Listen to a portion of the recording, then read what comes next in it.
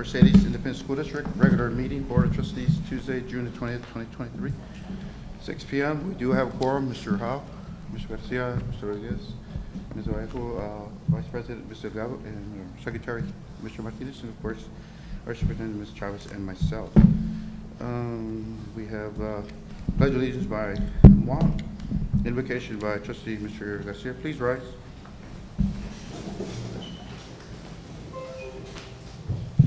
I pledge allegiance to the flag of the United States of America and to the republic for which it stands, one nation, under God, indivisible, with liberty and justice for all. Please bow your heads.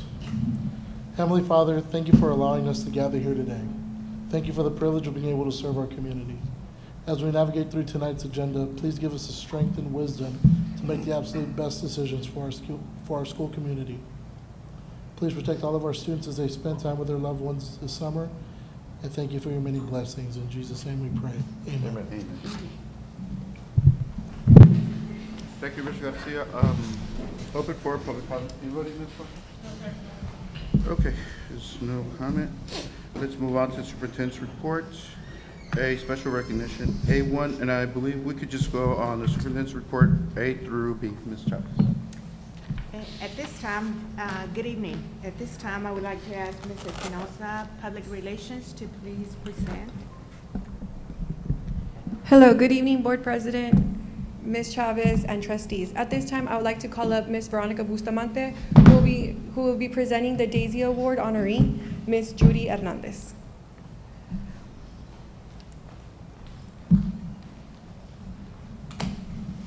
Thank you. Good evening, Superintendent, Board President, Board members, and community. On behalf of the Safe Schools Department, we would like to honor and recognize an exceptional individual who has made a remarkable impact on the lives of students and staff. It is my honor and privilege to announce our first recipient of the Daisy Award from Mercedes ISD. The Daisy Award is a recognition program that celebrates and honors extraordinary nurses for their exceptional care and compassion.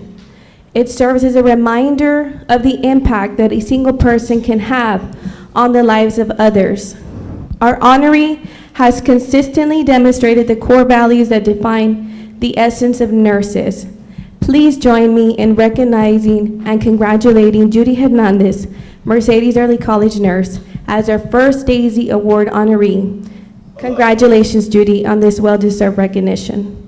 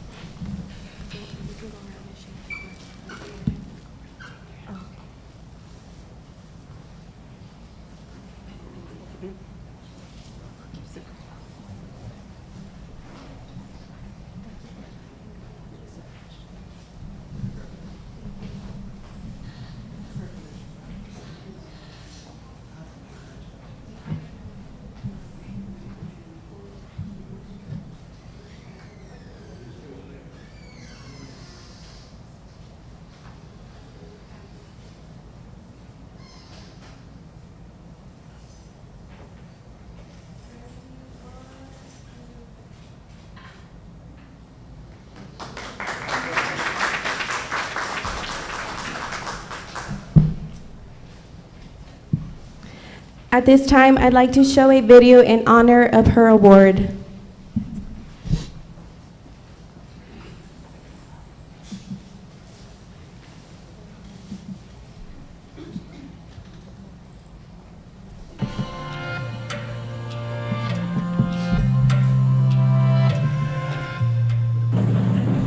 I'm privileged to announce our 2022-2023 Daisy honoree for Mercedes ISD, first ever.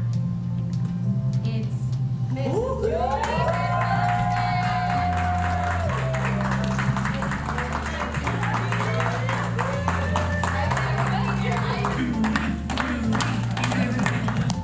I was in shock. If you could only see my face, I was in shock. But I'm very honored and I feel blessed. I'm very grateful to all the students and staff and families that even nominated me. It was not something that I expected. I love being a nurse, and like I said, I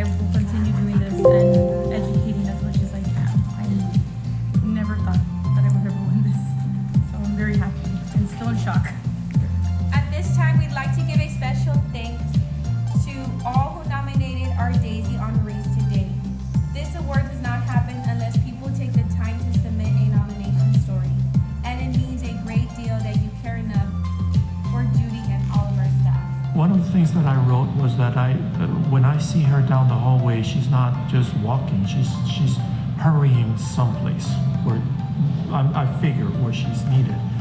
And also, that she takes care of everybody who goes to see her, and she is loved. She is loved by all the students. I can tell you that. She has students that tell me, who tell me that she is a very good person that she talks to.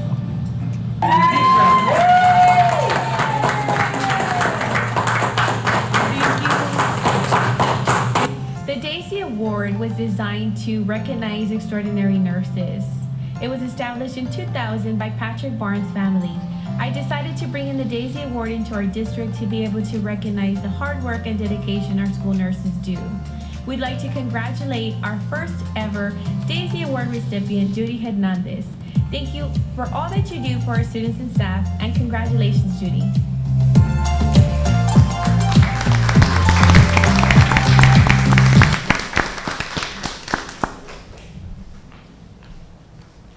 Congratulations to MECA nurse Judy Hernandez. At this time, we would like to call up the Mercedes ISD Safety Committee that will be presenting some safety protocols and security initiatives.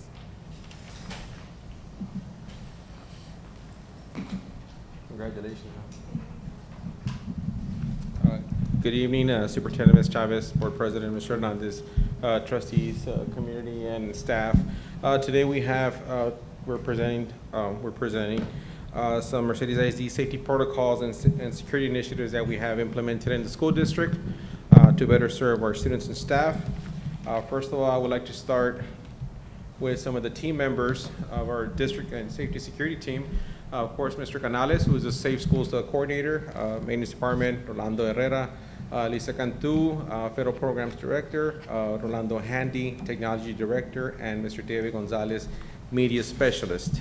The next slide will reference the school safety requirements, which include these different House bills and Senate bills that have been passed.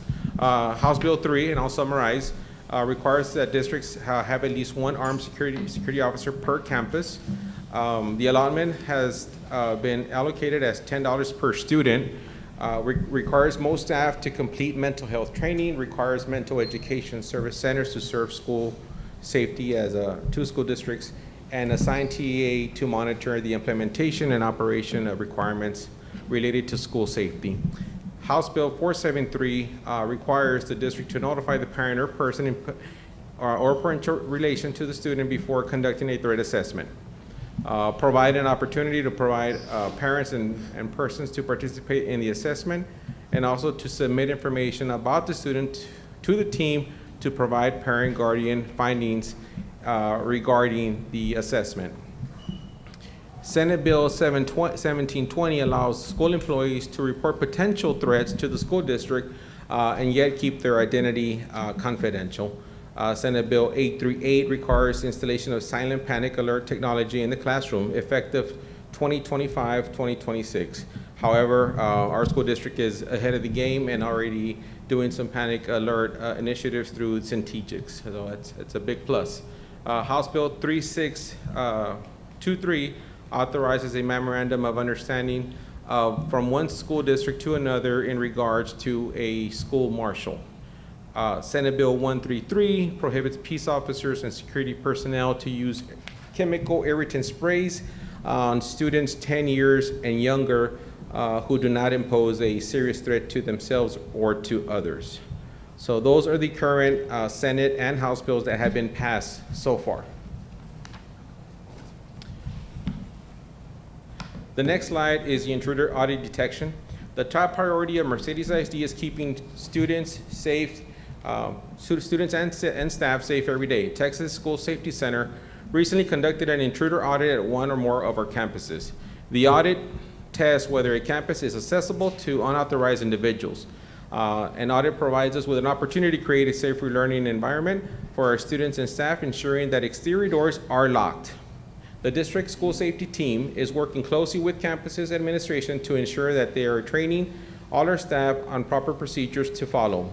Thus far this spring, we have had three separate audits that have been conducted. March 20th of 2023, April 19th of 2023, and May 17th of 2023. 3 campuses were visited, 2 campuses with findings to be discussed with the school board executive session. Intruder assessment audit requirements. Upon findings, the district and safety security team must meet with all campus staff to report and discuss intruder detection audit findings. Minutes must be taken and must reflect the action plan put in place. Agenda item must be presented to the next regularly scheduled school board meeting to present intruder detection audit findings without releasing any sensitive details. All actions and certifications must be sent to the Texas School Safety Center within 45 days upon completion.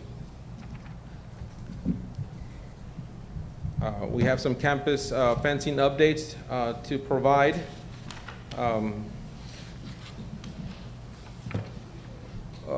In white, you have your phase one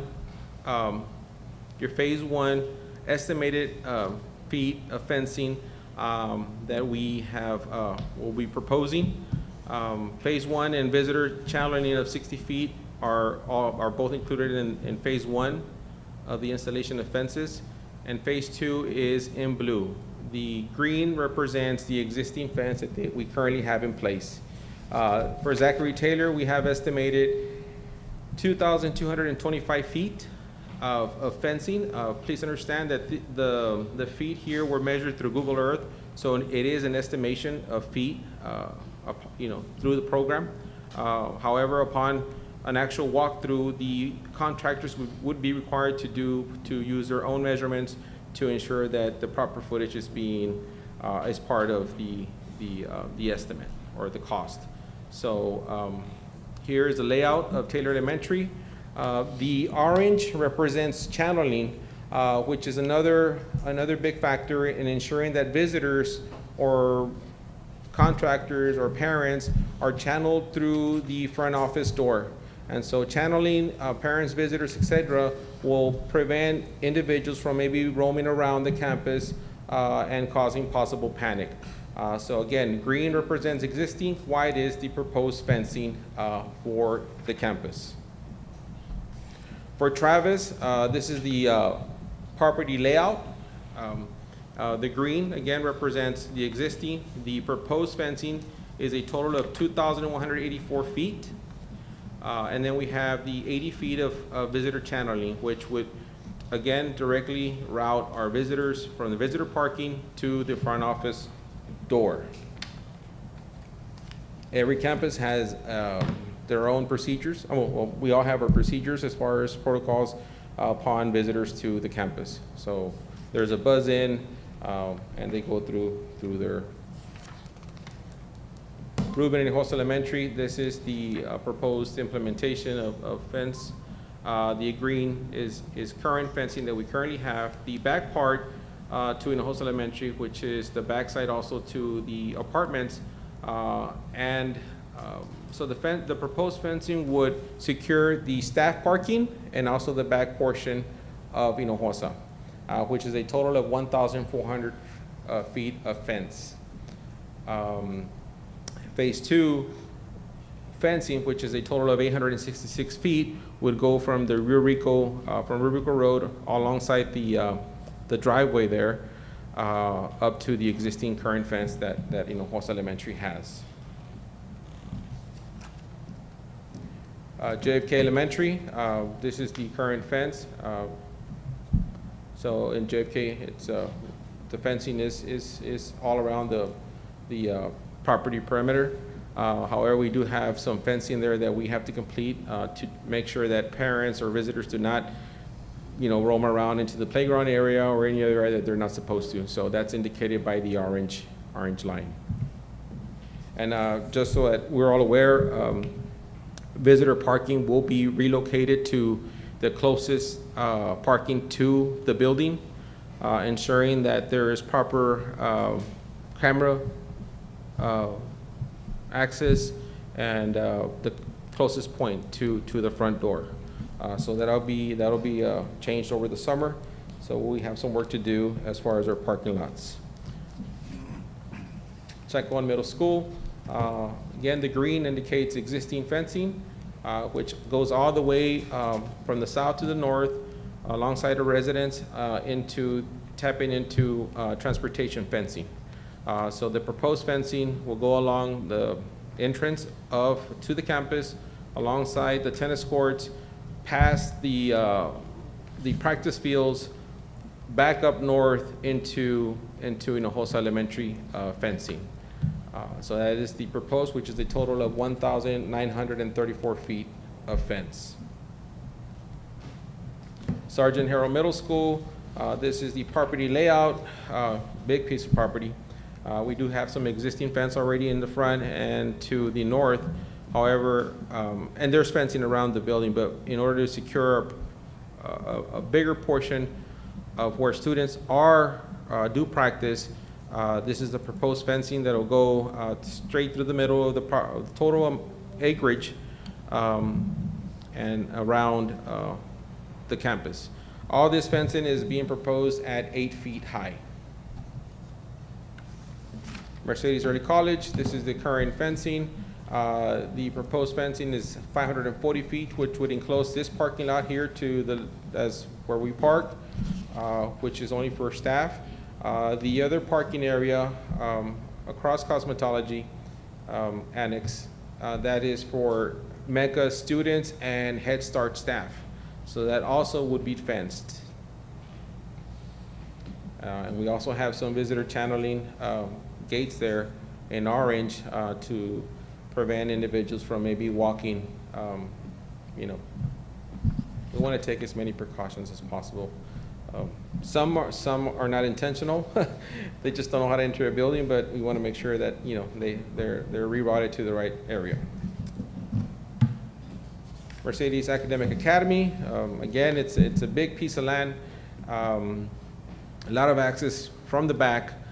So the proposed fencing is 2,000 feet, which would allow enough area there for our students to play to the back of the campus or maybe for future expansion.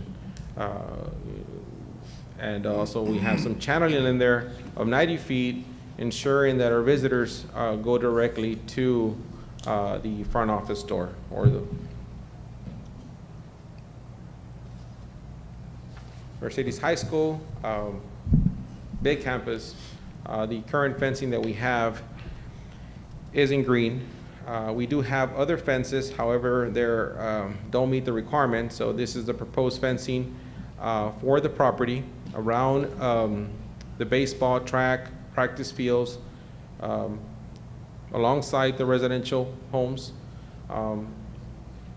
into the Tiger Lane, back to the backside of the homes there, into the north. I apologize. The white line did go past the residence. We're not purchasing any property, just to clarify. So basically, it would be a little bit less. So I just want to indicate that was a mistake there. So it would be less feet of fence. I'll clarify that before we move forward with any proposals. On which side, Mr. Herrera? Is there a laser? The north side along 10th Street. Here, we should have gone, here we have the Garcia residence and another family, so it would come back down here, and then we just went around, so I do apologize. And how would we handle that area, the alley? The alley, Because I see. which you is do here, have- Mhm. we would have to communicate with the city to see what the easements are, and ensure that we're within our rights to place a fence. It is an alleyway there, so Yes, that's a you're concern that I correct. had, because we had an incident last year, and we had a lot of traffic going through that alley, because there was no access. The school was blocked, Yes. was closed, so the access was through that entry point. Yeah, that access is used quite a lot by Yes. students. Yes. So fencing it would be a big plus. But we would clarify with the city and ensure that we were within our property. The ag farm, this is the proposed fencing, which would be in front of the ag farm. Again, it's a big piece of land to secure, and so the The proposal was to cut through the middle of the property to the backside, ensuring that all students and staff within the facilities are, do have some fencing,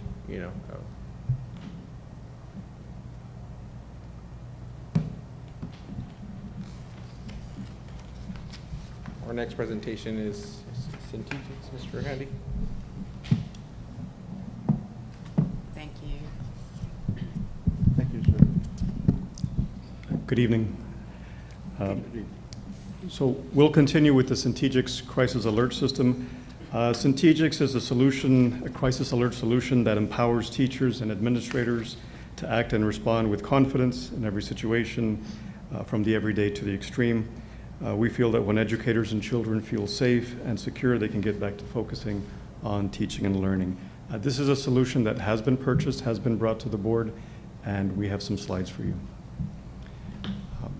First bullet, most of the hardware has been installed. Strobe lights, beacons, staff badges have been delivered. The intercom integration is in process. We are about 70% done. We like 3 schools. We have provided site administrator training for all the campuses. And site testing has been conducted, and I think we're still continuing with additional site testing. Some slides on how Centegix works. So as we presented in a previous board meeting, each employee, not just the employees in the buildings, but every district employee would receive a crisis alert badge.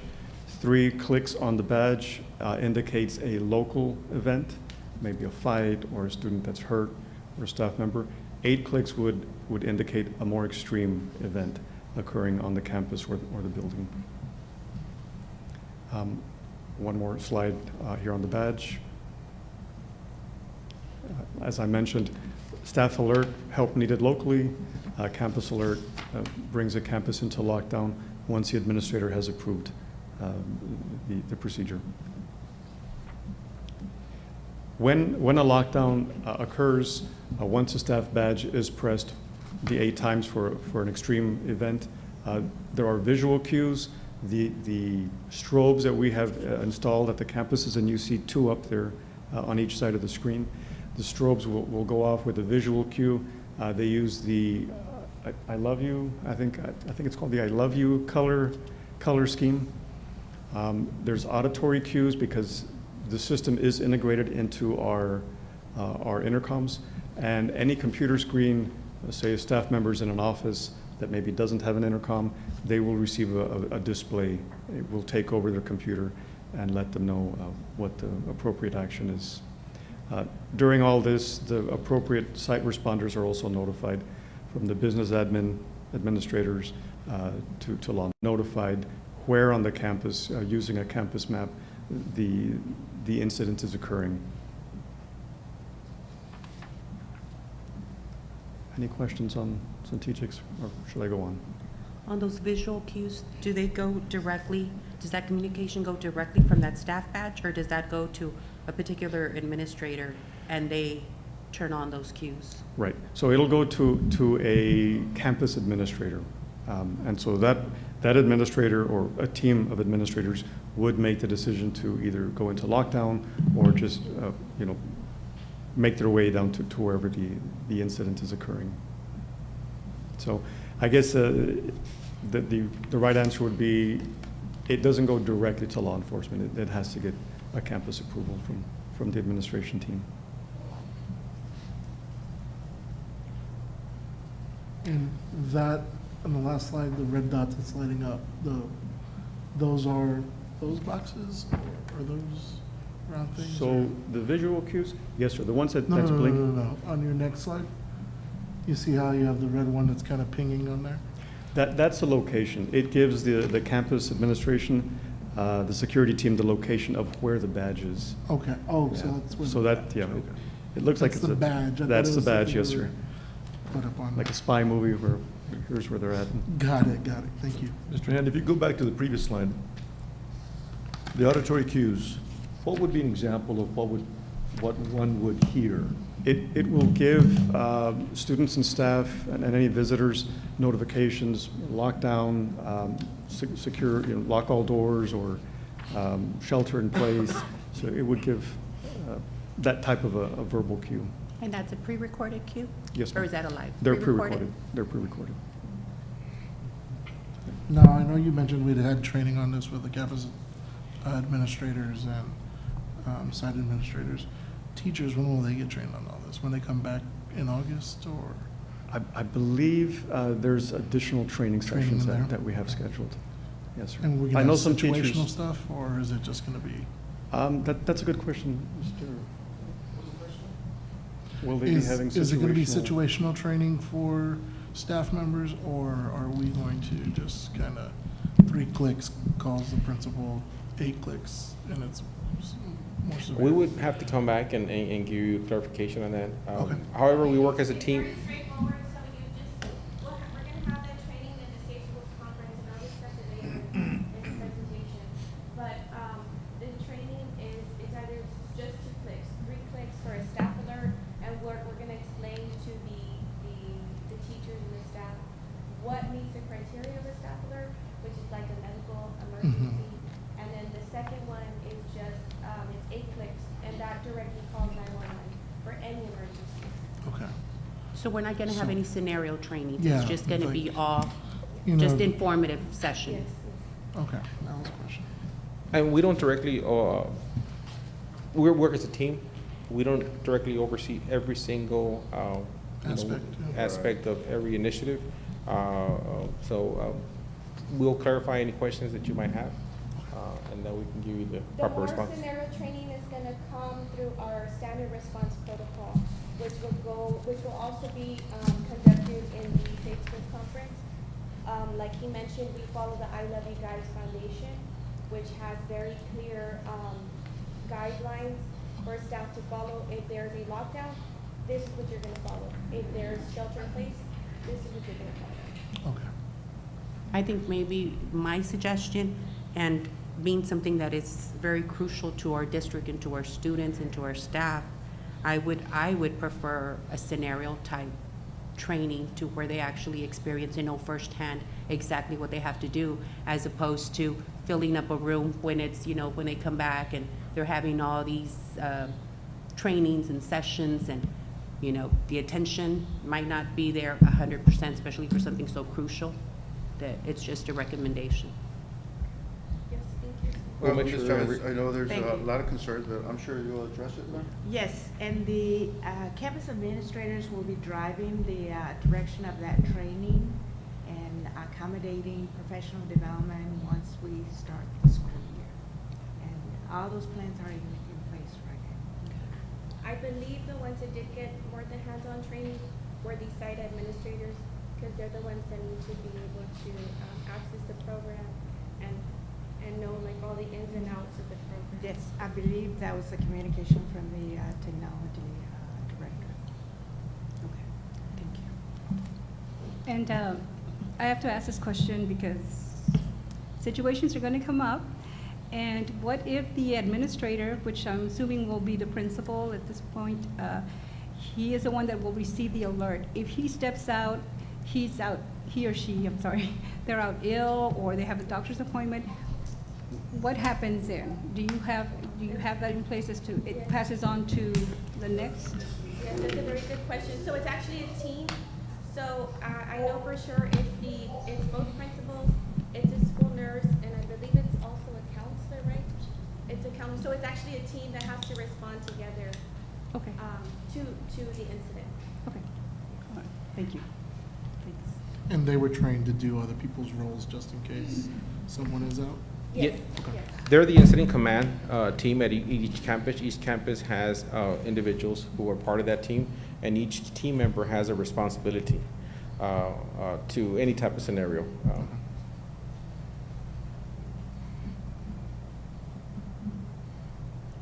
Any more questions, colleagues?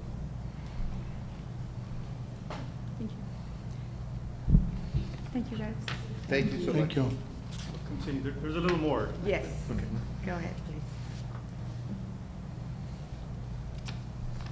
So I wanted to talk a little, share some information on our safety camera ecosystem. So we're using Verkada. Verkada is the world's largest cloud-based physical security provider, and it helps enterprises like ours operate safer, smarter buildings. They're used by over 17,000 enterprise organizations, 63 countries worldwide. It is a multi-platform command center, so when I say multi-platform, we have our cameras on our dashboard, but we also have our vape sensors. They're both from the same company, so they're able to integrate together. And I'll give you an example in just a bit. The system uses machine learning and artificial intelligence to analyze events and situations. It can notify admin of crowd events, vehicle events. You can do searchable person attributes, students with backpacks and so on, staff with backpacks, color clothing. It has some of those features using machine learning. Each camera operates independently, so if one side of the building goes down, the other ones will continue to operate, regardless of where the server is at. So in the older systems, if you had a server that was centralized and that part of the building went down, everything went down. With this system, it's cloud-based. Every unit has a 10-year warranty, and we do have unlimited cloud storage. Mr. Andy, Yes. sorry to interrupt, but the redundancy on those cameras, by the way, I'm just curious. So since each camera operates independently, they are network-based, so they're tied into our switches, into our network. We are improving every closet, every switch to have an uninterruptible power supply, or UPS. So in terms of power redundancy, most of our cameras will have at least 20 to 30 minutes. Okay. Even if we lose connectivity, the camera will continue recording. So in terms of redundancy, that's an attribute that we looked at with this system. On your last board meeting where you gave us update in reference to the transition and The from the quantities. old system into the cloud-based system and the vape sensors, we weren't 100% We were not. complete with installation. Where are we at right now? I can show you on the next slide now. So the colors are a little washed out, but if you look at the first column, this is our installed active column. So these quantities share a picture of how many cameras we have currently active and installed at each campus. So if you look at JFK, we have 33, Hinojosa 43, Travis 34, Taylor 38, Chacon 54, Harold 27, Mecca 14, Moth 3, but there's an asterisk on that one, High School 72, Ag Farm 14, Mel 15, and Transportation is in process. On the next column, Install in Progress, that's where you can see MAW reflected. We do have 18 cameras that are currently being installed. The school has been cabled, we're just waiting for the actual devices. The same with Transportation. The building has been cabled, and we're just waiting for the devices. We expect them to be mounted within the next 2 to 3 weeks. And let me ask you something, and you just mentioned the transportation. Yes, ma'am. I know they were on a wireless. Do we have them on a landline? They have a fiber connection now. They are connected to the district using fiber, so it's a wired connection. So it should be less interruptions. There should be no very, very minimal interruptions. Okay. They are connected with the same type of connectivity that our campuses have. Okay, good. Mr. Handy, I noticed on this list, and maybe this is a question for Ms. Chavez, our warehouse is not on that list. Possibility of including? Our warehouse is one of the, now that we're wrapping up our campuses, we are looking at outlying buildings. Okay. We want to make sure that, that everybody has a proper safety features there. We just wanted to focus on our campuses Yes, first. sir, absolutely. Yeah, thank you. On the blue column, which is our plan for 23-24, these are some additional cameras that the campus has notified us that they found a few blind spots, so we're going to be addressing those. 6 at Harrell, 3 at Mecca, an additional 44. The final 44 legacy cameras at high school will be upgraded to the next generation, to Verkada cameras. We're also going to be adding one more to Mel. One thing I do want to note, so the quantities may seem a little disparate. So if you look at, for example, Mecca, they show 14 cameras, but some of their units, some of their cameras are quad cameras or 360s. So I'll show you a slide that kind of puts that into perspective.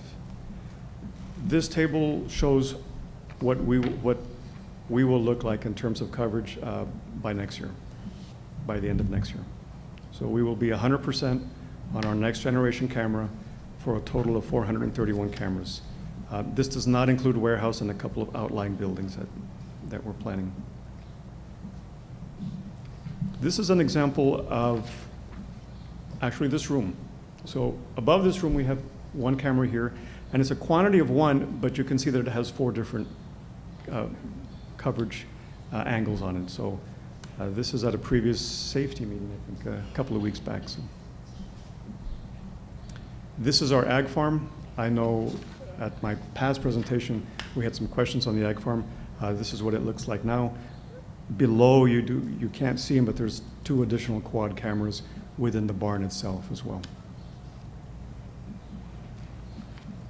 Any questions on safety cameras? Mr. Handy, with regards to the local police department, I know some school districts are having their equipment, their surveillance cameras linked to the police department, so that in the event, God forbid, of a serious situation, they already know as they're coming in where the threat is. Yes, visually. Is that something that's possible through these cameras? Yes. At our last safety meeting, we did meet with the PD, with the local PD, and we talked about putting some of these features at their fingertips. Okay. So we're going to work directly with them, make sure we can do everything we can to make their job easier when there is an incident. Correct. Great. Thanks. Great. Vape detection. So vape detection is a newer technology that we've really seen explode at schools and public buildings lately. We selected Verkada as our vape detection partner, and so our vape systems tie in directly with our camera systems, and I'll show you how that looks. What our vape detection sensors do is they use machine learning, and they look at different factors to determine whether an event that's occurring, maybe in a restroom or a gym, locker room, is a vape event. And so they'll use motion. The sensors use motion, noise, particulate matter to determine a confidence level. So a 75% confidence level would be a 75% chance that it's vape, whereas 100 would be, of course, a definite vape. And here is what the actual dashboard looks like. This is a girls' restroom at Chacon Middle School. And on the left-hand side, you can see all the different environmental sensors or environmentals that the sensor reads, temperature, humidity, carbon dioxide, noise level, and so on. So it uses all of these to create a confidence level for a vape event. This is something that I wanted to share. So this vape event had a confidence level of 76%. It did not trigger the set confidence level of 95%. And if you look at the photo, you'll see that there's a custodian cleaning one of the restrooms. So we're able to customize the levels to make sure that we're not bringing an administration into events that are non-events. And where does this sensor alert go to? So the sensor alert goes to a dashboard. Within that dashboard, we've included emails and text messages for the campus administrators.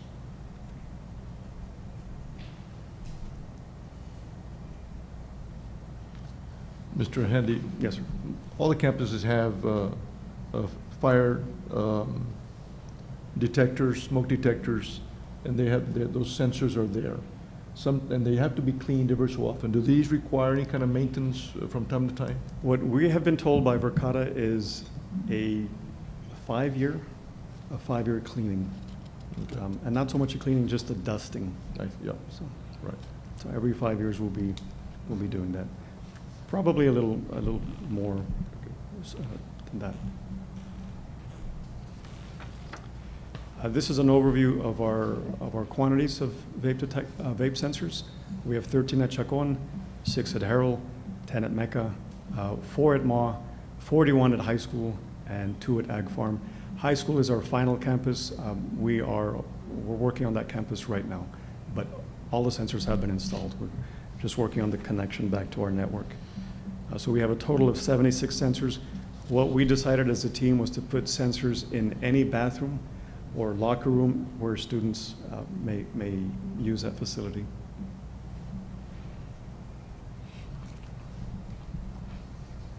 Campus access control. For the upcoming 23-24 school year, we will be delivering a packet of encrypted access proximity cards or prox cards to each campus administration. These cards will serve as a unique key that can be passed out to staff members for entrance. We'll be using our existing access control systems, which are PIN-based right now. Once we do distribute the cards, we will be disabling the PIN and going 100% on proximity cards. And campus will have their own. District personnel will be issued some as well, certain key district personnel.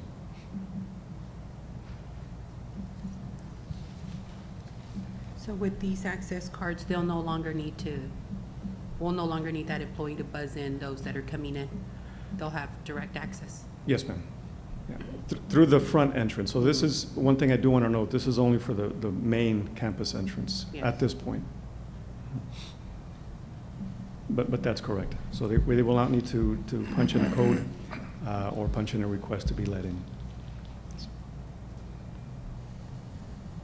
Student ID bus ridership cards. For the upcoming fall semester, we will also begin implementing student ID/bus ridership cards at all of our campuses.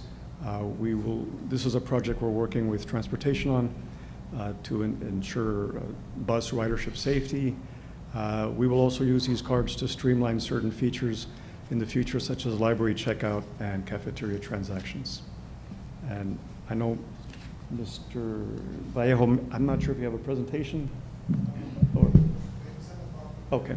So we will also be doing a bus ridership program on our campus buses, district buses. And that this one will serve to inform the administration, the staff, where that child is. That's like correct. Say in case of an incident, they call, they're gonna know where that student is, what bus, or where the location. Yes, ma'am. This is a part of that solution. So the key will serve, or the card will serve as a unique identifier. When a student boards a bus, he'll scan his key, and then the parent who has an app will be maybe not be notified, but they'll be able to check where the student is, what time he got on the bus, and so on. So this is part of that solution. What would be the dollar amount tied to putting in those things into our buses? Is this something we've? Dollar amount? Dollar amount, sir. The cost for the project?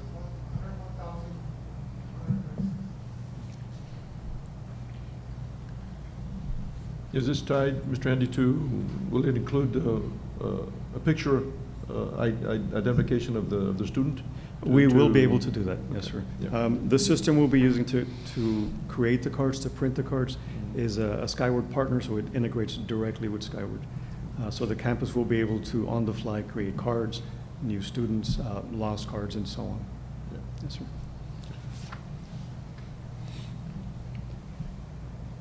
Crisis communication. This is another item that we've brought to the board. So Aptogy is the product name. ThrillShare is the name of the actual title. So ThrillShare is a communication platform designed specifically for K-12 school districts. It provides tools and features to help schools improve their communication, marketing with students, parents, staff, and the community. It allows schools to easily create, manage, and distribute various types of content instantly, newsletters, calendars, call-outs, text-outs, and so on. So it will help streamline our district communication to be done so in a very rapid manner. So anything we need to send out will be sent out very quickly. We won't have to go platform by platform. This is something that integrates our platforms together and serves as a what's called a single source of truth. So you publish once and it pushes out. And here's some additional slides on this product. Part of this product will be a new and revamped district website, so we'll be seeing that very soon. It has a mobile component, so parents and students will be able to download an app and get all of these updates instantly. And as I mentioned, it is a single source of truth product. It does translate language on the fly, so if we send it out in English, it'll go out in Spanish as well to parents that have indicated on the app, notify me in Spanish. And it works on any device, tablets, phones, etc. And from what we've seen, it is very easy to use, so we know that our campus administrators will appreciate the ease of use and simplicity. Any questions on the items that I've covered so far?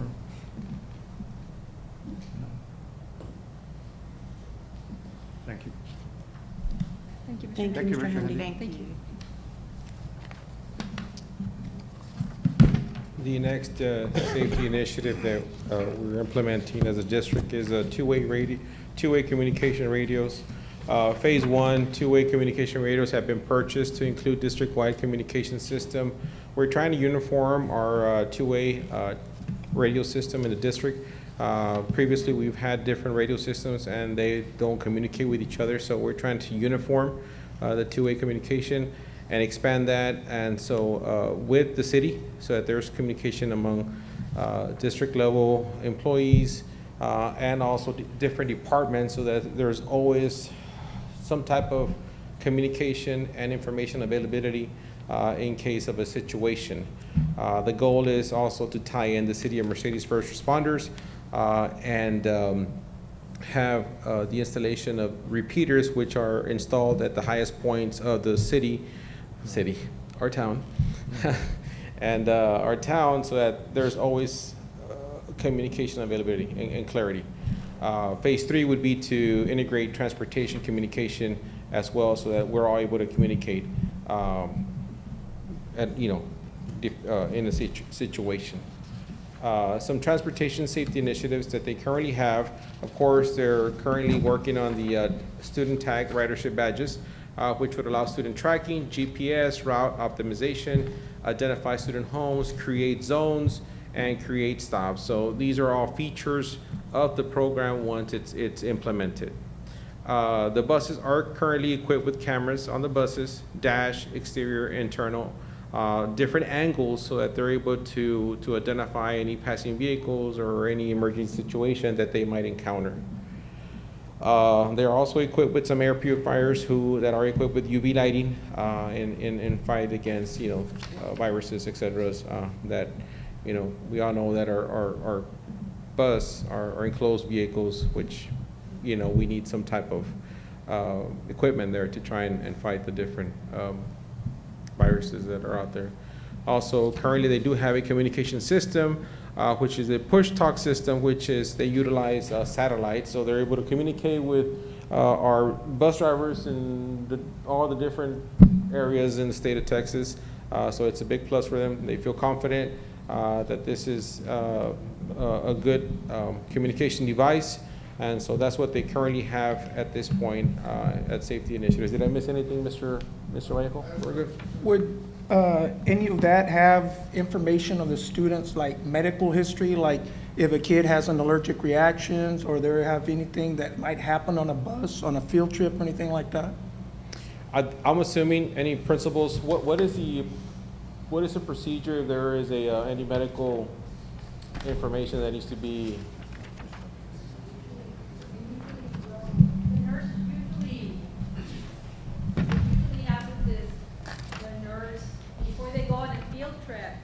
They check all the student names and they get all the information from the nurse, and they pack the bag with whatever it is, EpiPens or whatever it is. But ultimately, if there's an emergency, you call 911.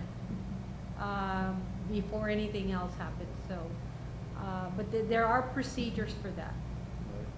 Has there been any incidents where a bus has gone, a student has allergic reaction and stuff, and we're not prepared, or what we could have done to make it better, to make sure? I'm sure there's always learning experiences from that. There's things that happen, and yes, of course, there's always things that after, you know, going through a situation or so, there could always be improvement. And so those are the things when we meet and discuss procedures for the district. You know, those are the things that we improve on, so. So now the immediate course of action is 911. Yes, immediate 911. Whose responsibility is it before, again, is it the coach, the teacher, or before these students get on the bus to make sure if there's any type of medical history on it, is who would be whose? I would say it's, For example, let's say the school decides to go on a field trip to the zoo and to get all the students on the bus. So who would have that information of all those students in that bus? usually it would be whoever's taking them, the sponsor or the administrator. In our case, we had one of our nurses go, so again, there's an administrator always present when there's a field trip. But I think what he's asking is, say for example, I'm the sponsor and I'm taking the students to the zoo. So I've compiled that list of students that are going. Mm-hmm. So is it the sponsor's responsibility to get that list to the nurse to check for Yes. allergic reactions before the final administrator Yes. approves that trip? Yes, Okay, and is that something that we're practicing now or something that we're going to start? we're practicing. We do that already. Okay. Yes, something that we've been practicing. There may be some times where it doesn't get to the nurse, and we might have situations like that, but we're gonna improve our procedures. Coach Adame, we are doing that, right? In the sports, the athletics, we are, right? Yeah, what happens, our trainers, nowadays, every time we go, the head coach basketball, they're doing a big training night in the back together, so that they. No, but the question is, if that list is getting to the nurses and checking for No. any health issues or Our list anything? goes to our trainers. Yeah, the list, they take care of it through the athletic trainers because they compile all the health and yeah, the list. So if it's like a campus excluding sports, it should be sent to the nurse. And we've actually created some new field trip guidelines. We're gonna do some teaching with our coaches and our sponsors. We're coordinating that with Coach Adame and so that way they can understand that list be submitted to the nurse 2 weeks prior to any event or any field trip that will be occurring. And additionally, we're adding an extra safeguard. We have a form where they have to fill out for field trips. We've also included that the nurse needs to check off that they've also seen those medical conditions. So we can ensure the safety and well-being of our students. So just for clarification, all athletic trips, the trainer takes care exclusively. There's no communication with the nurse. Correct. As far as when we go, they have counter physicals, they have all that information. And so when they go, whenever we're leaving, the trainers communicate with us, So the trainer's responsible to make sure that there's an EpiPen, that there's an inhaler for an asthmatic and all of that. So now it would be the nurse's responsibility in all these trips of school regular, not the athletic. I know the athletics is taken care of, but, so the regular school trips now, nurse, With the designated information and medical needs. okay. If I have students that require that level of medical support, a nurse is gonna accompany that field trip. Okay. And that's something that we're just going to start, because before, we didn't send nurses to field trips. So now we're going to start sending a nurse when there's the Looking medical at- concern? There has to be a medical concern with any of the participants. Yes, that's what I'm saying. So now, anytime a student travels with a medical concern, Yes, ma'am. a Such nurse as will allergic be on board. reactions, stuff No, like no, that? no, it has to be very specific. When she means medical concern, it has to be a procedure or medication that only a nurse can monitor or perform. So for example, a continuous glucose monitor, majority of us are not very knowledgeable how to calibrate or even assess those type of devices. So that would be an indication where a nurse would have to go. Like Ms. Chavez mentioned, that this is procedure, we always have this, where the nurse assesses a medical condition. If she identifies that there's a No, child but what I'm saying is in the that area- when we have a trip, the nurse now is required to make sure that they provide any medical stuff that would be needed for those children. Like, let's say here's a list of 50 kids that are gonna go for a field trip. That list is given to the nurse, and then it's the nurse's responsibility to give any EpiPen or any medication or anything with any health concerns to that sponsor? Correct, sir. Okay. And that practice has been in place as part of our protocols. Any sponsor leaving on a field trip, they're gonna have that medical information and background for their students. If I have a student who requires that medical attention, only administered by the nurse, then we will assign that nurse to travel with that field trip, if you may. And that has been a practice. So if a student is allergic to bee stings and goes on a field trip, it is already, I'm just trying to find the procedure, what's going to happen.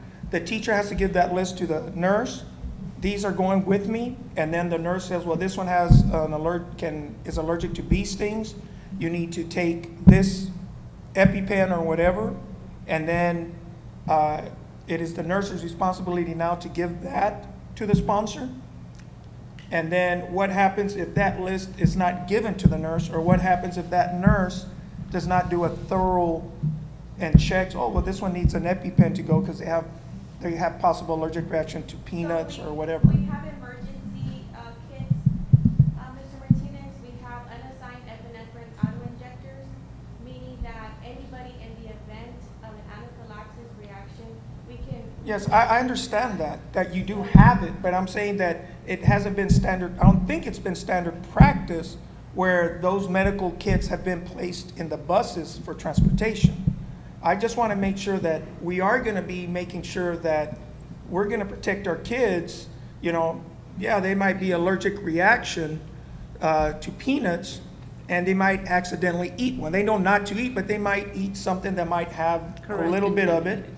And are we going to be prepared for it? Are our teachers going to know? Yes. You know, and that's what I'm saying is the nurse, are they providing that information, or will that be on those tags? You know, to help, and then notify to make sure, hey, we better take this stuff, we might need to take that, or whatever needs to be done, you know? So just to be clear, I would just want to Ms. Bustamante, when the permission slips, and this is not even in your area because you're not that sponsor, you're not the teacher, but when that class is going to say, this is where we're going, so of course your students, we're still doing that, right? Handing out permission slips. At that point, is there an area where the parent, once they receive that permission, is there an area where the parent can indicate, my child has this condition, my child is allergic to such? Can we? Yes, ma'am. Okay, that's included. That is part of the system that we have right now as part of our medical records in Skyward. And your sponsor will have a copy of But what she's those saying, lists. what she's But- referring to is the parent permission slip. Like right now, Yeah. I receive a parent permission slip and I just sign it and it says, in case of an emergency, who do we contact? But it doesn't have a place for comments. If there's any new health issues that have come up, that the parent can inform the sponsor at that time. We don't have that in place right now. Maybe, if that may be a quick question for the principals, when they do, who creates the permission slip for the field trip? The secretary. That could be, okay. Because- Maybe that could be something we can add to. 'Cause that's something that can we don't revise- have right We now. can review our forms and we can revise that information. Also, just to be clear, that, one second, ma'am, that the first aid kit, because that was my next question, I'm glad that you did bring it up. The first aid kit is not necessarily just on the bus itself, but the sponsor will carry that with her, correct? Would carry? So we'll be taking, they'll be responsible in taking a first aid kit, an Okay. unassigned epinephrine, and now we're also gonna include Narcan.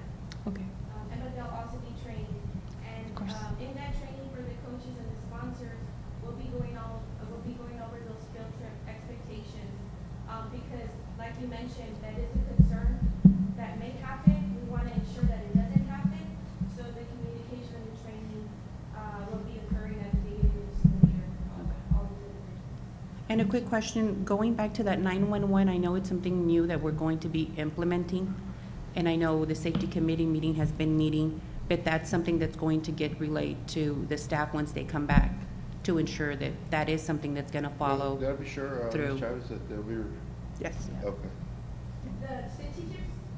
No, on that No. 911 call. 911.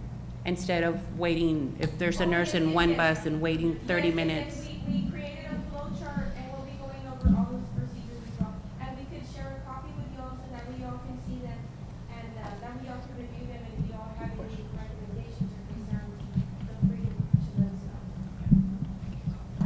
Thank you. Thank you very much. Thank you, Ms. Chavez. Thank you. Thank you. Thank you. Questions? On the, Mr. Herrera, on the other, the additional safety and security initiatives, where are we with the night locks? All doors at all campuses have those night locks?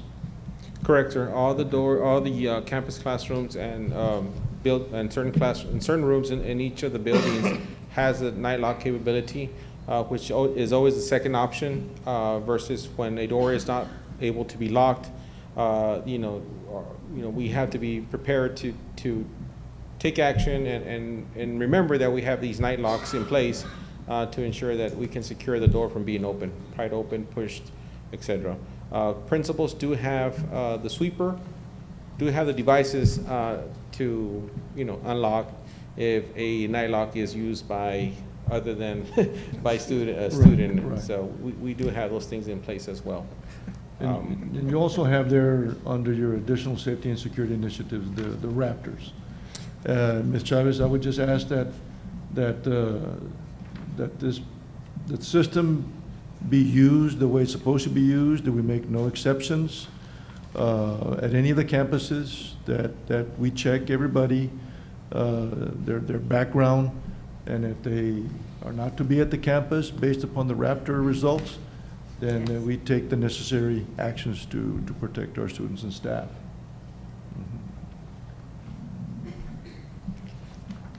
These are additional safety and security initiatives that the district has in place. Your standard response protocols and drills, bullying prevention handbook, handheld metal detectors, safe schools helpline, security web filtering systems, designated visitor parking closest to the front entrance, uniform staff IDs. We do want to be able to uniform IDs so that we have one for the school district. We have, at this time, we have different ones for the different campuses. However, uniforming will be able, it would uniform, and be able to identify any false tags that people might be, might want to create. We have our district safety and security committee. They've implemented your threat assessment teams at the campuses. We have district threat assessment teams at the campuses and campus threat assessment teams as well. So these are some of the additional security initiatives that we have in place at this time. These are some health safety initiatives that maybe Ms. Bustamante wants to.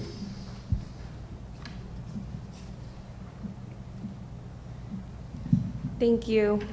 I'll be discussing the various measures and resources we have in place to address health emergencies and promote a safe and secure environment in our schools. We have equipped our campuses with essential emergency equipment such as Narcan, which is a medication used to rapidly reverse the effects of an opioid overdose. We also have our bag valve mask, neck braces, and wheelchairs. These resources are readily available in the nurse's office to be able to respond effectively to medical emergencies and provide immediate assistance to all stakeholders. We have implemented mass casualty kits that contain necessary supplies for managing multiple injuries or life-threatening bleeding during emergencies. Additionally, emergency water is stocked centrally to ensure hydration and basic needs are met during prolonged incidents. Our bus accident district vehicle protocols. We have established comprehensive protocols for bus accidents and incidents involving district vehicles. These protocols ensure timely and appropriate response including communication, coordination with emergency services, and staff and student accountability. Our field trip guidelines prioritize the safety and well-being of students and staff during off-campus events. These guidelines will encompass transportation safety, emergency preparedness, and supervision protocols. We'll also be, this coming school year, as we mentioned, we'll be hosting a coaches and sponsors training, which involves our school nurses and athletic trainers to provide specialized training to our coaches and sponsors addressing health and safety considerations related to their respective programs. This training will equip them with the knowledge necessary to be able to respond to emergencies and promote overall student well-being while traveling with students. Our bleeding control stations are strategically placed in key areas such as the front office, the gym, the nurse's office. Our emergency resource officers and athletic trainers carry them, and also all our school buses. We will be adding additional sites as recommended by our Safety and Security Committee. These stations contain essential supplies and instructions for immediate response to traumatic bleeding incidents. Our school nurses also conduct Stop the Bleed training for students in 7th and 12th grade and for all staff. This training provides participants with life-saving techniques to control bleeding until professional help arrives. Our Safe Schools Conference is organized by our Safe Schools Department. It is a dedicated event which is focused on the safety, mental health, and attendance trainings for all staff.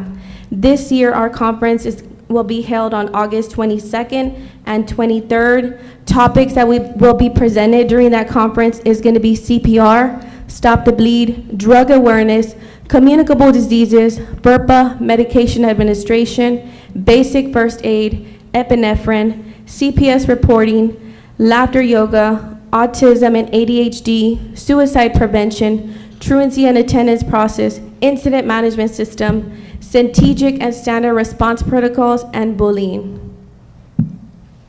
We also welcome you, board members, to our Safe Schools Conference, should you be available. And where's that going to be held? That'll be held at Chacon Middle School Artica, right? from 8 a.m. to 4 p.m.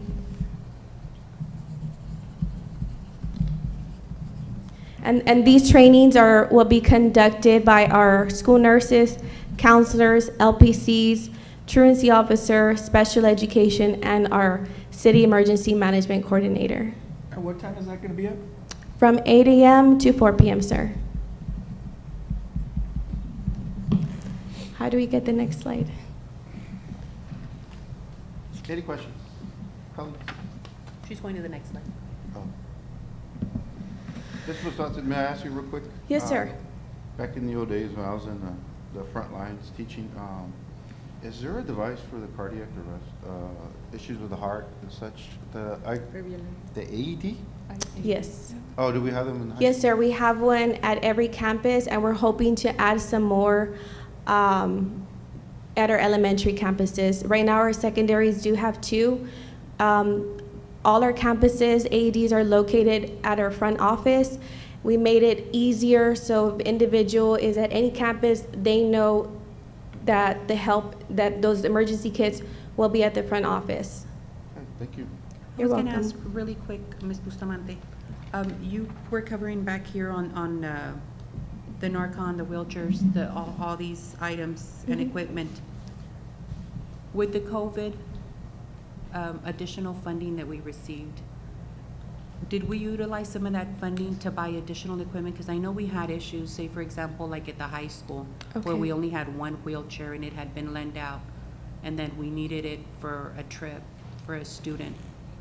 Have we looked at that? Did we purchase some equipment with that funding that we had? To my knowledge, there's never been one wheelchair at the high school. We've always had 3 wheelchairs.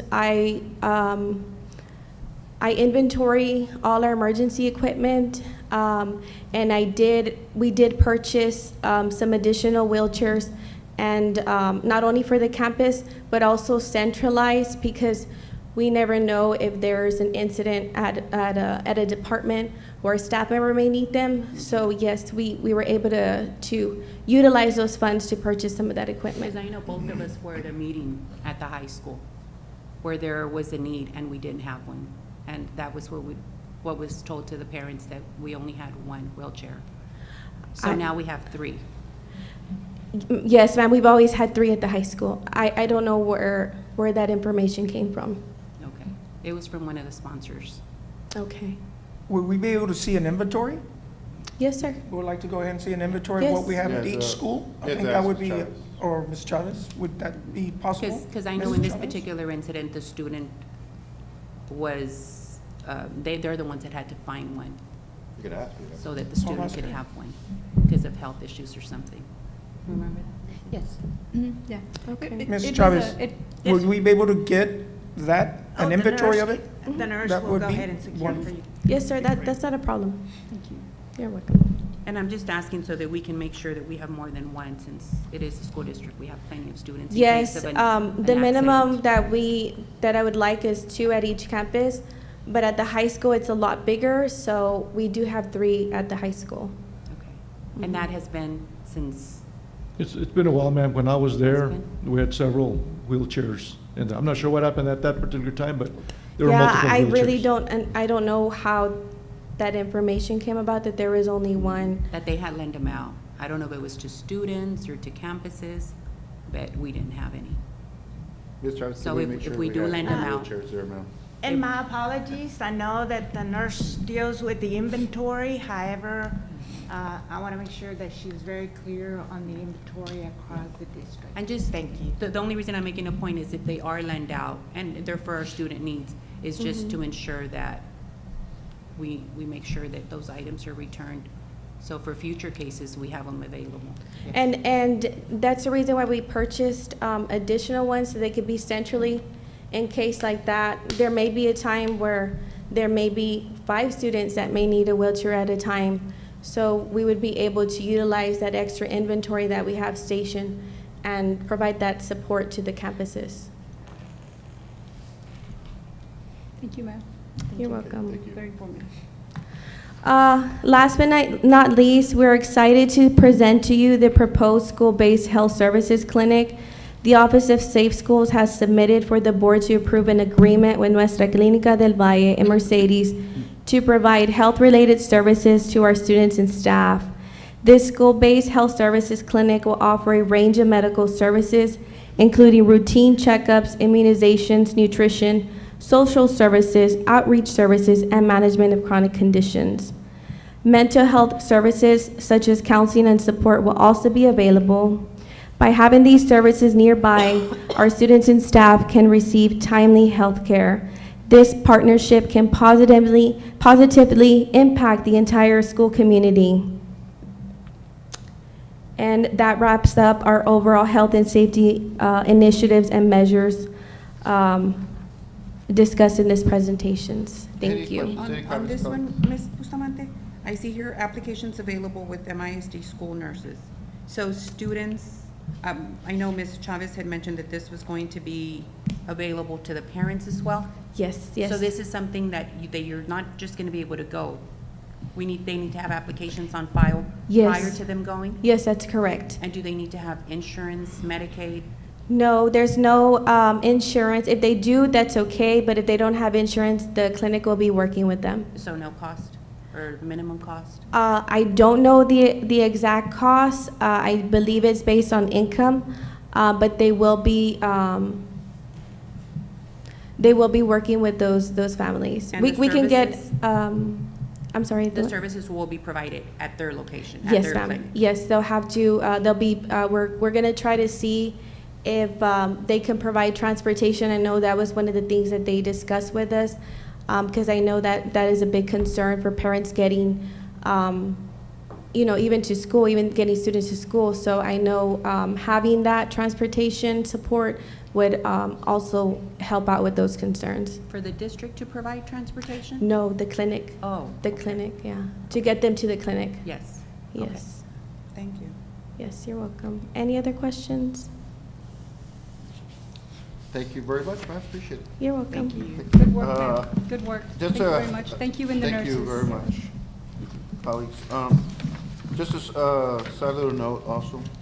I just wanted to call out for Mr. Garcia and Mr. Rodriguez. I apologize. That should have been, your name should be on that item, and I really appreciate it bringing that up. Well, A lot of good and information, Mr. Rodriguez. If I may, Mr.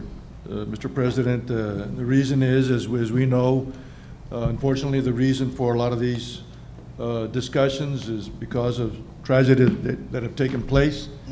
But I feel, and I want to thank the staff that worked on putting this presentation together, because I know that Mercedes ISD is providing as good a service as it can, and several features that are unique to districts across the valley here.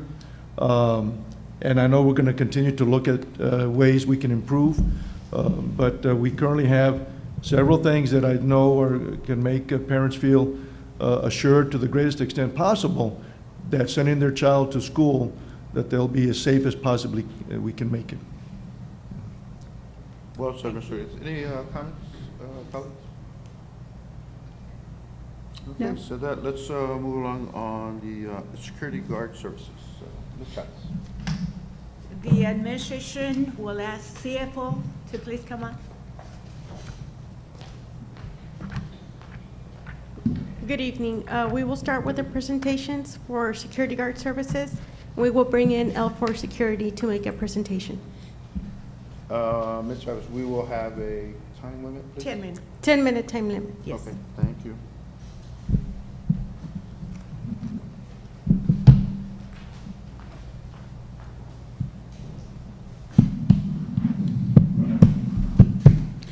Good evening, ladies and gentlemen.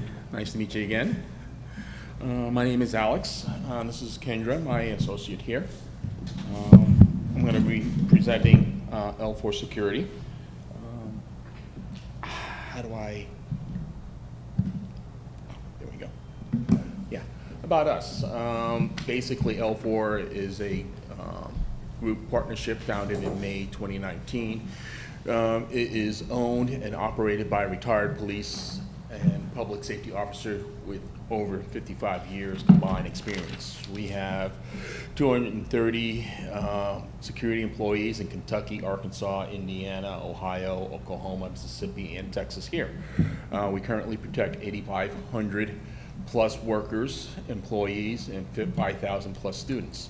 L4 is a LLC headquarters in Kentucky, London, with one of our 3 branches officially, located in McAllen here, and 2 other additional branch offices located in Jackson, Mississippi, and Louisville, and Kentucky. All right, a little bit about Buddy. Buddy is our president. Serving and protecting others has been his way of life for over 30 years. In law enforcement career, Buddy's served in various positions, including command staff, investigating units, and undercover operations throughout the United States. His last 23 years served as a task force agent for the FBI.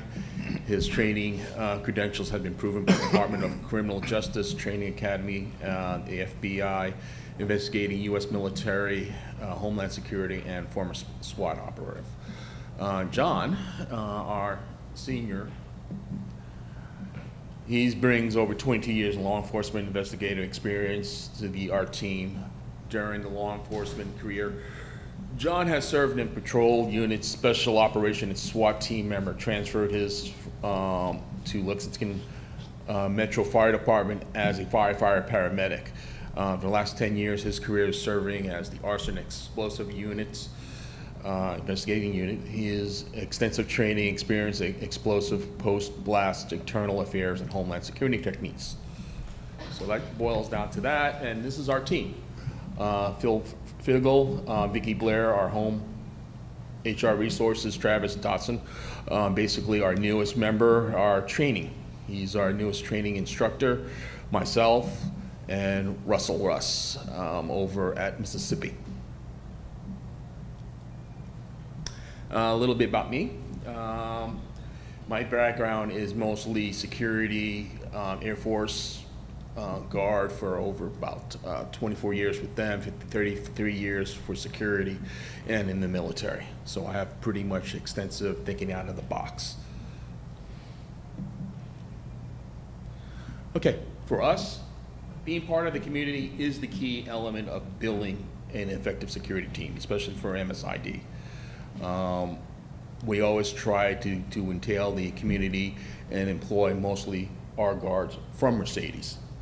So they know, lived, and also graduated from here too. So they know they're part of the community.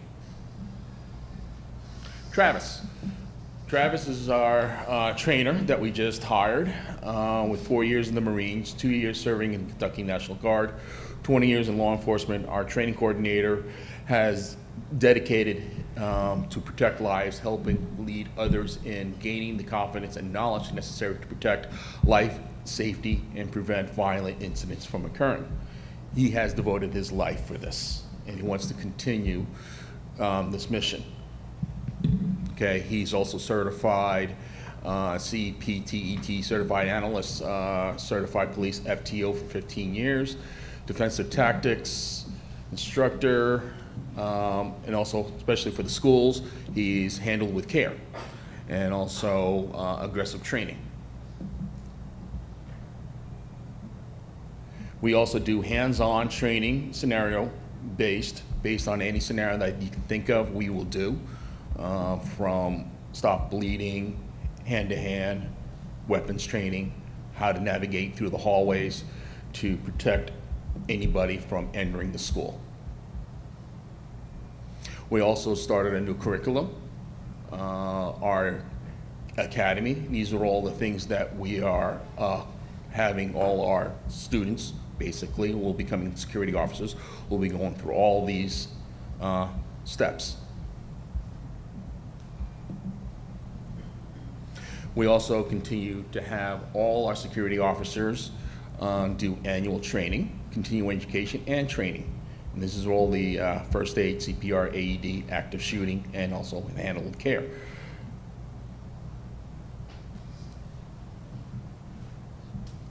Okay, all our officers are vetted and certified and experienced. Comprehensive background checks, nationwide, federal, state, 7-year, county, National Sex Offender, Texas Department of Family and Protective Services. Drug testing, we do prior and randomly drug tests before anybody could get hired. And we do also do a random check. If they seemed under the influence, we also will do on-the-spot drug testing. Who do we hire? Basically, we hire mostly retired officers, retired military, active, National Guard members, combat veterans, public safety, and previous security experience. Okay, we just don't focus on just them, we do a whole broad of people.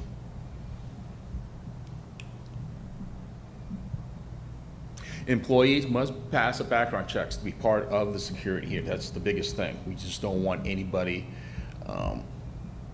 coming in, and if they don't pass, even by your guidelines, they won't won't be hired. And these are the schools that we do protect, also including yourselves. Ed Couch, Harlingen ISD, and Portland Christian School. And we also been trusted by Homeland Security, Caterpillar, Sluggerville, Serco, Camping World, Advent Health, and Centra. And Legacy, these are just the companies that they entrust us with. We also have second to no accountability. It's our newest, latest, and tracking systems called 3 minutes. Okay, let me go quickly here. It's basically a tracking system for all our guards. This way they stay up to date and also update you guys just in case if there's any incidents. And this way it's a clear accountability. It's a real-time dashboard, able to continue their training and annual training. This is what we look like in our uniforms and their payroll, our license, our intimate plans from day one to to our contract, the day we start.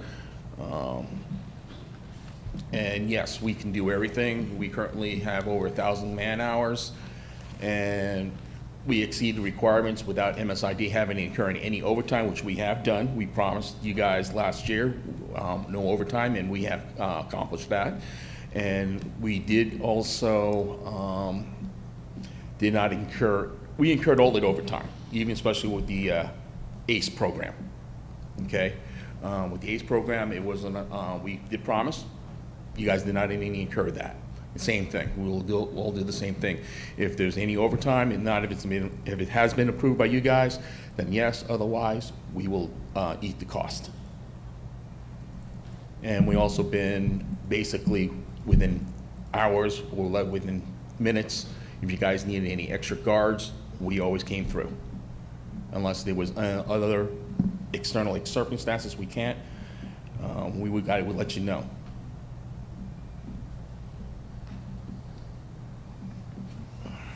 That's it. Thank you, sir. Any questions? The only question I have, sir, we do a lot of vetting on your employees, correct? Yes, we do. Background checks? We do our own background checks, and plus we also go by the state of Texas, DPS, because we also require them to get their guard cards and prior to be employed, and they have to pass their vetting, and they also have to pass our extensive vetting. Fair enough. I have a question, sir. On the first slide, you covered on total employees within the company throughout the states that you service. Yeah. How many employees do you have here in the area? I see that you're servicing 3 other school Yeah, districts 3 other here in the area. schools. We have approximately about 80 people, 80 guards. 80, okay. And you mentioned that you were able to cover the shortage. I know Yes, on different occasions. In different occasions, we came up short. Yes. Yes, I do apologize for that. Because you said no shortage, but there was shortage. There was shortages, and And are you this still- year, if we do get, if we do come back, we definitely be covered.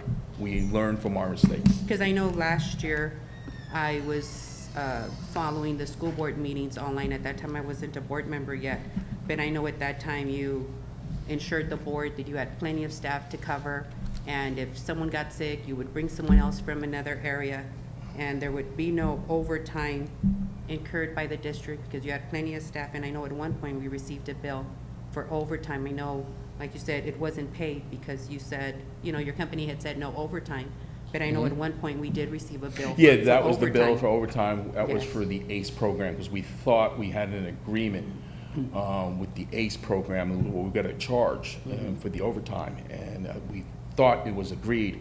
When it turned out then we just turned around and honored the no overtime.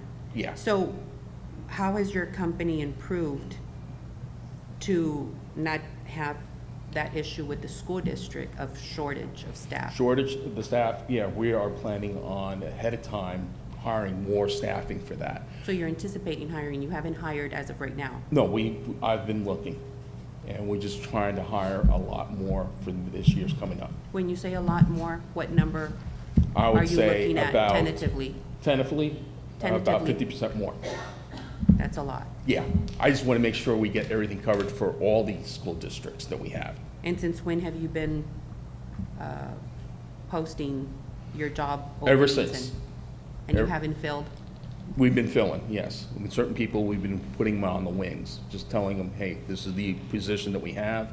And just when the school boards comes up, if we do get awarded the program, we will put you to work. So right now, if you were to get the contract for this upcoming school year, are you anticipating shortage again? No, Since you're saying that you're looking to hire we're hiring at such a least high percentage, 50%? high percentage, yes, because I want to make sure we cover for all the school districts that we have. Because I know right now a big concern is safety. Yeah, it is safety, yes. And we don't want to be dealing with Yeah, shortages of shortages. security. Mhm. And are your security certified to carry, are any of your security certified to carry weapon? Yes, they are. If they do need to be certified, we will get them the training and get their license to carry a firearm. Okay. Because I know there's a House bill that was passed. Yeah, we knew that was coming down, and we will get everybody certified to carry a firearm. Okay, thank you. You're welcome. Any more questions, colleagues? Thank you very much, sir. You're welcome. Appreciate it. Have a good evening.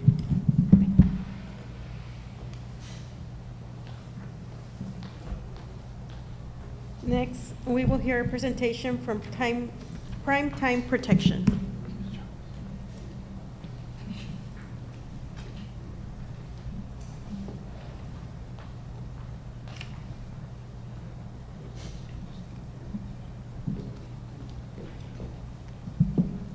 Good afternoon. How you doing? Jesse Flores, Prime Time Protection Services. Is this a click around? Okay.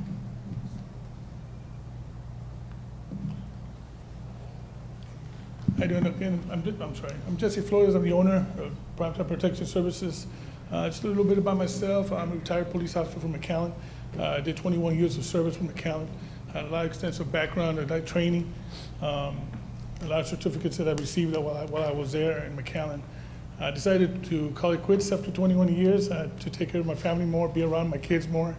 But then I decided to start a company, so it was kind of went back to the same thing. So a little bit about our company. I started the company last year, 2022, and we have obtained some contracts starting from since last year. We have Hidalgo ISD, Texas Workforce Commission, Bungalows on Sherry Hotel. It's a hotel there in Mission, and also South Texas Christian Academy. Hidalgo, we actually obtained Hidalgo ISD, the whole school district, and there are armed guards that we have there. We've had armed guards all year long. I know all the other ones, the Bungalows on Sherry is also armed guards, and then we have Texas Workforce Commission and South Texas Christian Academy. We have unarmed guards also and armed guards also. So. Just tells a little bit about the contracts that we have right now currently. So we're doing good on them. We just, like Hidalgo, we obtained a 2-year extension with them. So I guess we're doing a good job. So so that's one of the contracts that we're going to get again. It takes Workforce Commission also. We obtained them for another year. So we're growing. We're a small company. We're growing, trying to get better, and just trying to provide as much customer service as we can. And that's the reason why I don't really want to get too big, because I want to make sure that we concentrate on providing the good customer service and the best security possible for everybody. So the services we provide, of course, like I said, we provide armed security guards.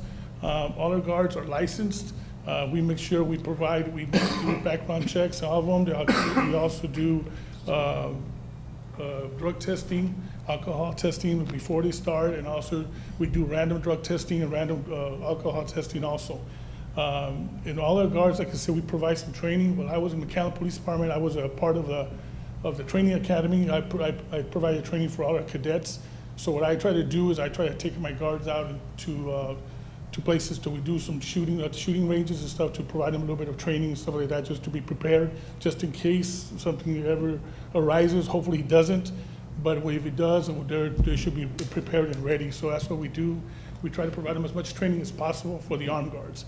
Unarmed guards also we also provide them with training like CPR training. We stop the bleed training, things like that. And we also do the I went blank, sorry about that. We provide as much training as possible. All the training that I obtained when I was in McAllen, I try to provide to them as much as I can. Sometimes it's hard because they're working a lot, but I do try to get them out there. Sometimes on the weekends we go out there, I'll pay them to go out there and get the training that we have. So we provide training for the armed guards and the unarmed guards also.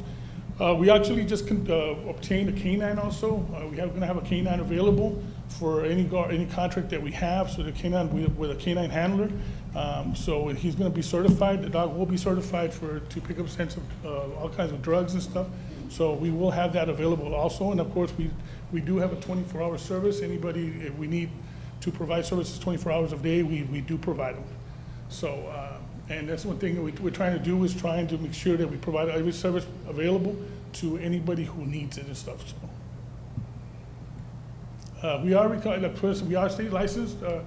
We just picked up a Class C license. So it's also, the Class C license means that we are able to do not just unarmed and armed guards, but we're also able to do investigations, like private investigations and stuff. We're fully insured. We carry a high amount of insurance, so make sure that we can cover all our employees and any business that we have that we provide service for. So we are fully insured, and we also, like I say, we conduct background checks on all of them through DPS and stuff, and every guard that we hire must pass a background check before we even give them offer them a job. So we do that. That's one thing that I harp on, because especially being a police officer for 21 years, I don't want to hire just anybody. I want to make sure that I hire the right person to come to do, especially if we're going to be around children or anywhere where there's valuable stuff. I don't want people to be stealing things or anything like that. So we do that. And of course, we do random drug testing every year, throughout the year and stuff, as much as possible. And I can tell my guards, you never know. So be careful, because we do provide the random drug testing. And that one thing is I also harp on to make sure that we provide the drug testing, because I don't want just anybody showing up to work to work for us, especially if they're on drugs and things like that. So. Just a little additional information. My head of security is Chris Bustos. He's not here right now. Sorry about that. His son plays baseball, so they're actually in Dallas playing baseball over there. So I gave him the time to go ahead and go take care of your family, go with him. So, but he's been doing security services for over 20 years. So that's why he's my head of security. He's one of the guys that's always available. He's available 24/7. I pay him a lot of money so he can be available at all times. I'm available too. Like I said, I tell Chris, me and you are the same one. We're like anytime they need us, they call us, we're available. So, he's got a lot of experience. That's one thing, the reason why I brought him into with my company, because I've known him for over 20 years. Actually, some of our older kids played baseball together, so we kind of known each other for a long time. I depend on him a lot. The reason why is because he knows more about security than I do. And I know law enforcement, but he knows security. So that's why I brought him in to the company. He's always available. He's one of the guys who goes around, he goes and makes contact with all the principals, making sure that everything, if there's any concerns or anything that's going on, he wants to know. He always wants to know. He'll call me, let me know, hey, Jesse, we got this going on. He always is making sure that he's on top of things. And that's the reason why I like him as my head of security, because he makes sure that any concerns that come up or arise, he's on it right away.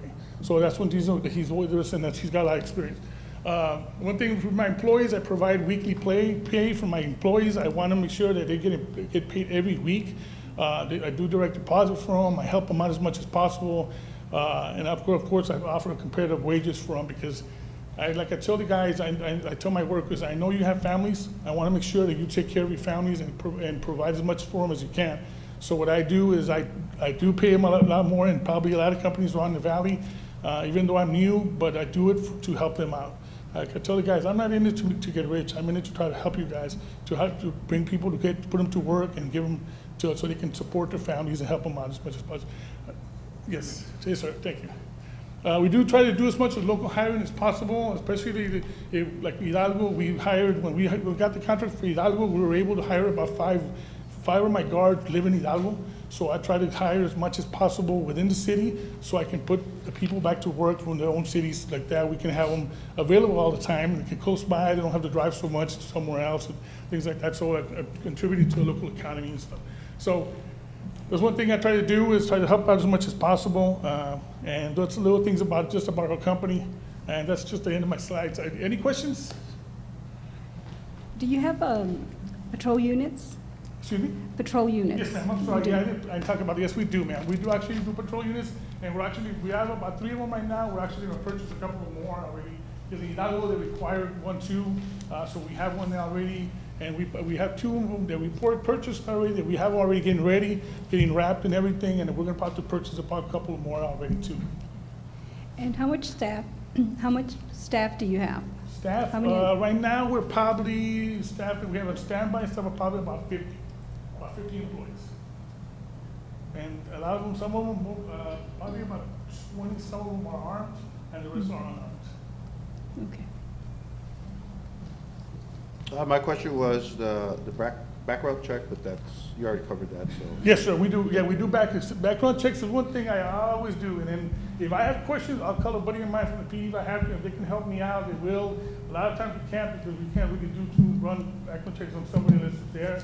But if I have questions, like I have people friends of mine who work for DPS, I'll give them a call and I tell them, hey, I have this guy, what do you think? And if they can look up any information for me, they will. They help me out as much as possible. That's a good thing about having 21 years of police experience, that I have a lot of friends that were old McCann police officers and now DPS officers. They are willing to help out anytime, especially because they tell me, hey, we just don't want anybody out there. That's just true. I mean, I don't want to have just anybody out there. I want to make sure I have the right people working. You mentioned, sir, you have currently 50 employees. If you were to receive the contract with Mercedes ISD, do you have the staff? Out of those 50 right now, how many are you utilizing for your, what's the percentage that you're currently staffing to provide service for the businesses that you currently have? Right, yes. The ones we have right now working right now, I probably have 80, the schools are over. So I probably have, right now, some school I have probably about 15 working right now. But when our school district, once it comes, once the new year, the school year starts, I know you mentioned you have Hidalgo ISD, South Texas Christian Academy, you have 50 employees. Once we go back to the starting of the school year, you'll employ some of those back at those campuses. Will you have enough staff to cover our district? Oh, yes, ma'am. Yes, ma'am. Oh, yes, Okay, so we will not come across issues with shortage? No, ma'am. Okay. And I see that you have pretty much about 40% of your staff that's certified to carry weapons and that you provide that K-9 service? Yes, okay. Thank you. Any other questions? Yep. We're good. Thank you so much for your presentation. Thank you very much, and I Good luck. just want to thank you for giving me the time to be here, and I hope they can be given the opportunity to show you that our company is growing. We're a small company, but I know that one thing I strive on is customer service, providing the best customer service, and not just that, the safety of our children, because I have children too. I have 5 kids, so I know that's the most important thing here. So hopefully, given the chance, we can prove to you guys that we are the best company for the job. Actually, sir, I'm sorry. I do have one question. Sure. Earlier, you mentioned Mr. Chris Bustos? Yes, ma'am. Bustos, okay. What, and probably did say this, but what is his experience? What?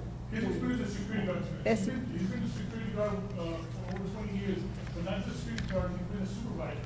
He's been, he's not head security. He's worked for other companies. He had his own company years back, and now he works for me. But he's got experience, and he knows everything about all the laws that coming in, about security, things like that. So that's the reason why I brought him on to my company, because I know that I can depend on him to be able to do the right thing and make sure that everything is covered when we're working for any company that we get a contract with. One other question. I'm trying to see, okay, Hidalgo ISD, South Texas Christian, does he have experience working in school district environment? Yes, ma'am, he does. Yes. He actually was in charge of Hidalgo right now, and also Christian Academy. He actually was also in charge here several years back with the company he was with, I think like 4 years ago, something like that. Name sounds familiar, that's why. Okay. He used to be the head of security also for that company, Mhm. but then he left the company, and then with me, since we've always been friends, when I started thinking about starting the company, he's the first person I called. But yeah, he does have experience, ma'am, in regards to any school district. He knows everything about school districts and stuff, so he does. Thank you. Yes, ma'am. Thank you. Any other questions? No? Well, again, thank you very much. You guys have a beautiful night, okay? Thank you, sir. Thank you, sir. Thank you, same.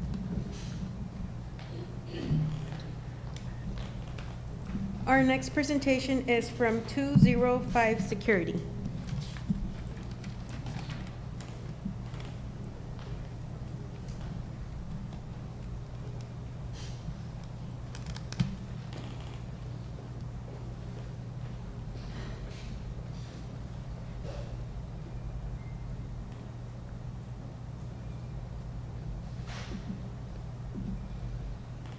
Hello. Hello. Have a good. My name is Cesar Martinez. I'm here to present 205 Security Company. Mr. Flores wasn't available to come in. He was the one who was supposed to do the presentation. He had a call from Austin, so we had to head over there with Tesla. I'm just gonna start. Been with 205 for 11 years. Well, the business has been open for 6. The same owner is Palomar Flores. He used to run GPS security. We have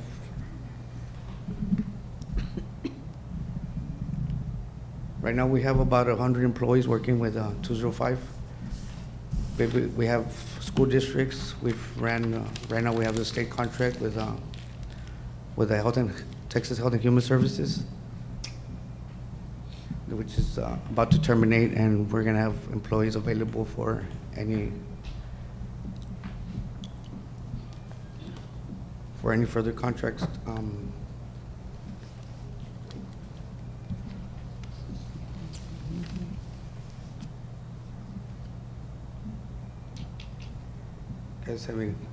Guys want to help me out here? I wasn't ready for this. They just called me and I had to come in. Which school districts does I the company still? I used to run Valley View ISD. We did Valley View ISD for about 8 years, 6 years, which I worked there myself. We had over 32 guards, and we had patrol units. We had golf carts for the district, for games and stuff like that. And currently, which school districts do you does the Right. 205? At the moment, we did stop. We did stop with the school district. We actually worked this contract about 2 years ago, which we were low on guards, which was the termination of the contract. But at the moment, we've hired more people. We have more personnel. And so far, we've been managing all the contracts. We did have Montessori ISD back in the days, that one was already, and they swapped with the new management, and we did stop providing services for them. We do have GMCs, overnight guards, and stuff like that. And you mentioned, sir, you had a contract with, or you have a contract that's going to terminate with Texas Health and Human Services? The Texas Health and Human Services, yes, we're about to finish the contract with them. They are going to be going up for bids. We did throw in a bid for this year, for this coming up year, and let's see how we're still waiting on it to see. But we'd had that business for 11 years. 11 years. Yes. So it wasn't terminated, it's just your end of contract? Yes, my end of contract, yes. And what is your role with the company? I am the assistant chief of the company.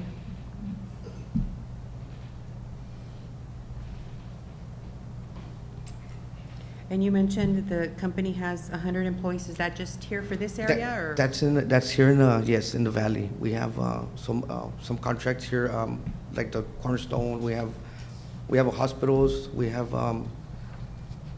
the South Texas GMCs, where we are doing 24/7s. We do have a couple game rooms out in the Mercedes area, the Elsa area. But no schools? At the moment, we haven't. We've had the experience with the schools, but right now, at the moment, we don't have any more schools of it. What was the reason that your contract ended with Valley View? Do you know? Yes. Well, actually, I was there. We were working when the pandemic started, and they started lowering. I had over 32 guards there. We started going down, and we ended up with about eight guards at one in every school. And after that, they just went in-house. Okay. Which most of the employees that I had, they still work there. Okay.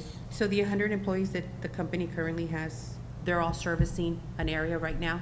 Or do you have staff that's on standby if you were to receive? Oh, no, we have staff on standby, yes. Okay.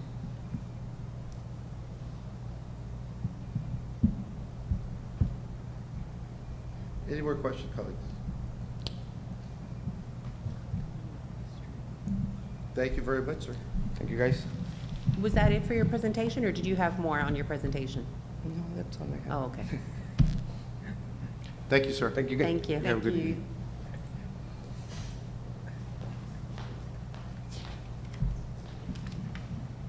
We did receive a bid from Vet Securing America, and they were in the holding room. However, they had to leave the link, so their presentation's available or can be made available to the board. Okay, thank you. Thank you. Thank you, Ms. Garcia. Moving on, the action agenda, A, Business Office. A1, discussion, possible action to award RFP number 05-17-23, 388, voluntary employee insurance products. Ms. Chavez, please. The administration recommends the voluntary products as presented in your booklet. Okay, we have a recommendation from admin. May I entertain a motion? So moved. Okay, so we have a motion by Ms. Delgado, a second by Ms. Vallejo. Any discussion, colleagues? Ms. Chavez, I just commend you and your staff. I know it's tedious, it's a very difficult task, and I'm sure that on behalf of the staff, we really appreciate the hard work that you do. I really enjoyed the documentation. It's to the point, and I trust your judgment on it, ma'am. Yes, we'd like to thank Valley Risk for assisting us with making our recommendation. You're welcome. Any more comments, colleagues? No, I would also like to commend Value Risk. Are they here today? Okay, Yes. they're back there. Good presentation, very informative. You did really well in answering questions on, some of us are not very, we're not the experts in some of these products, and you made it very easy to follow, so I appreciate it. Yes, Mr. Garza, thank you very much for working diligently, finding us the best deals out there. We have some savings because of your work, and good coverages for employees overall with all your plans that you provided. And I have to agree with Nancy. We really looked out for our employees, what is affordable, what is, we just don't want inexpensive and not give them the best service possible. So we asked for a couple of things, and you provided good information, and I feel comfortable that the employees will be satisfied with the products offered. Thank you, Ms. Garcia, so much. Thank you. Any more comments, colleagues?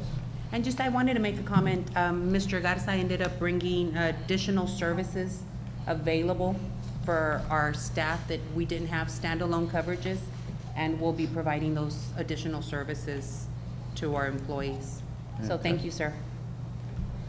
Okay, so we have a motion from Ms. Delgado, second by Ms. Vallejo. All in favor by saying aye? Aye. Aye. Anyone opposed? Okay, unanimous, motion passes. Let's move on to A2, discussion possible action to award RFP number 05-17-23-391 for self-funded plan third-party administrator preferred provider organization network access. Ms. Chavez, please. The administration recommends as provided. Okay, colleagues, we have a recommendation from admin. May I entertain a motion, please? So moved. Okay, I have a motion from Mr. Rodriguez, a second by Ms. Delgado? No. Oh, Ms. Vallejo? Okay. Any discussion, colleagues?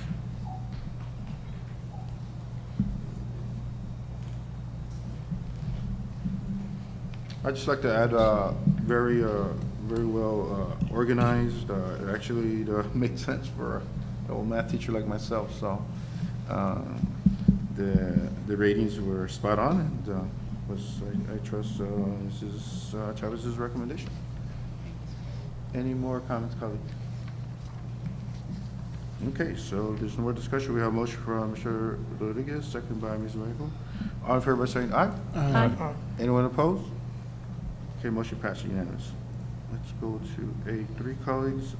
Discussion possible action to award RFP number 05-17-23, 389 for pharmacy management services. Ms. Chavez. The administration recommends the pharmacy services as presented. Okay, we have a recommendation from admin. May I entertain a motion? So moved. Okay, I have a motion from Ms. Vallejo. Second, please. Second? Second from Ms. Delgado. Okay, any discussion, colleagues? Again, I just want to commend Mr. Garza. I know with inflation and the cost of some of these prescription Right. drugs and the co-payments that he was able to find for us. Thank you. I'm going to take a moment and just to commend the board. As a taxpayer, I know sometimes these insurance costs get out of hand, and we've had historical issues with insurance, and I want that to be on the record that as a taxpayer and as a board, we're going to be very careful. We're going to do the right thing. Not only motion for Ms. Vallejo, second by Mr. Gallo. All in favor by saying aye? Aye. Anyone opposed by saying nay? Okay, motion passed unanimously, colleagues. Let's go on to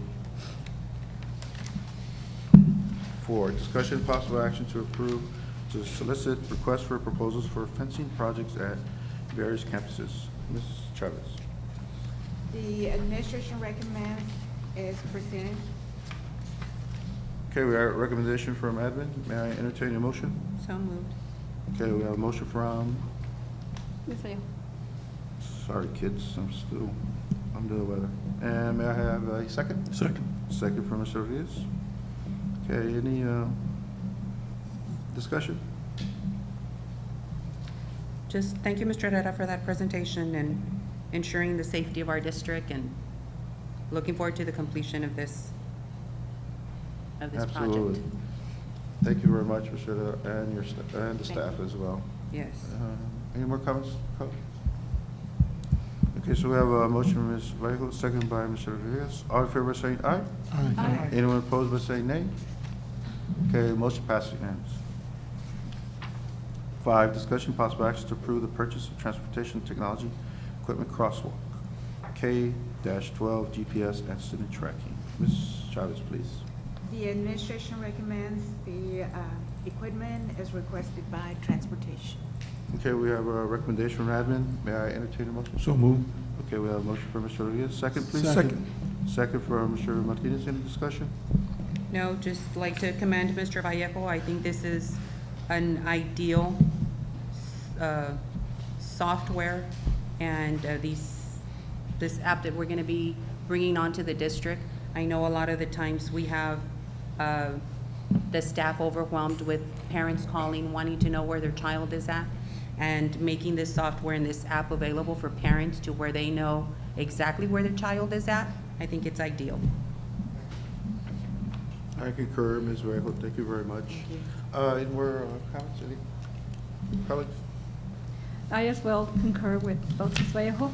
Mr. Hernandez, being when we have small children, we start a new school year, everyone's nervous, routes take a little longer. So I know that this will be very helpful, and so I appreciate your time and effort in this project. Thank you.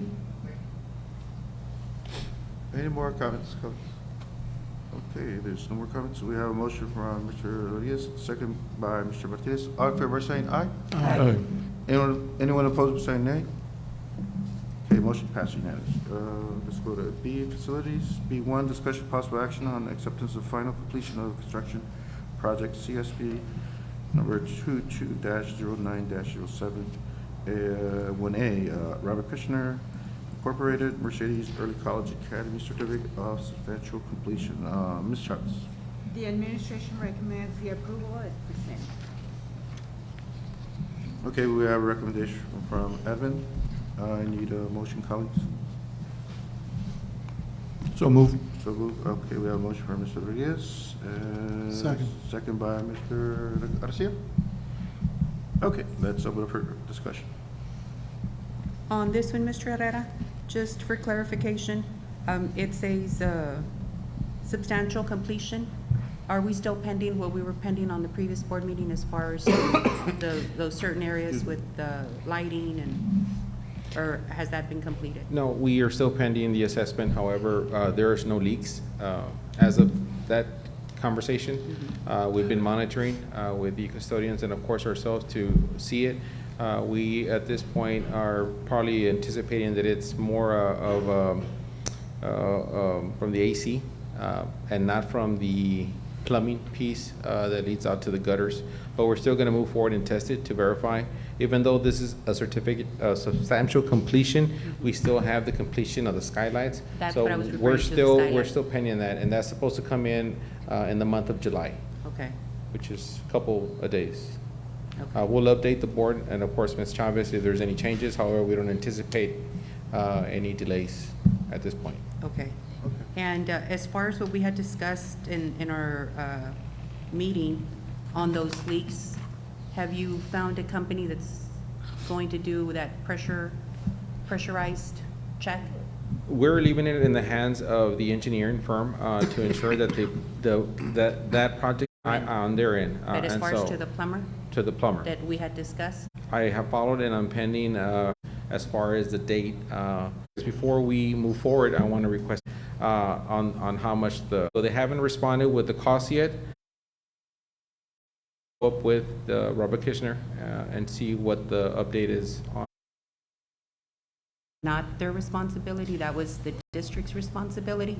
So we're Yes. leaving to ask them for a recommendation. Yes, the engineer remaining balance is still 7,686, and that would be paid for at the end of the entire projects, which we're still pending the installation of the skylight and the final punch list for the two other campuses.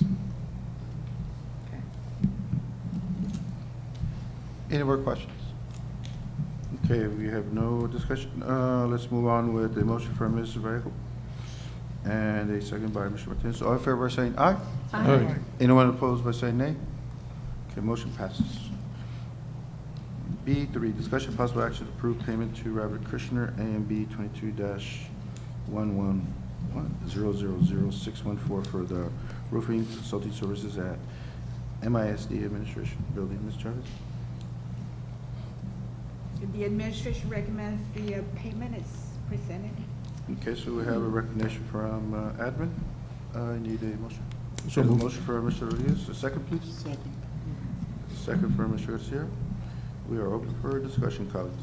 Just the status on that one, Mr. Adams? The roof assessment is complete, so we have the findings, the recommendations, the estimated costs for the roof repairs for the administration building. So they were provided to us. I did email Ms.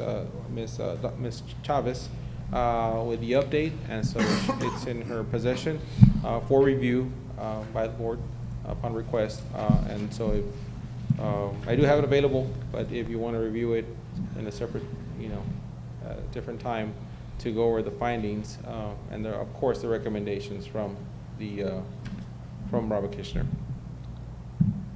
The amount for the roof assessment is in $3,950.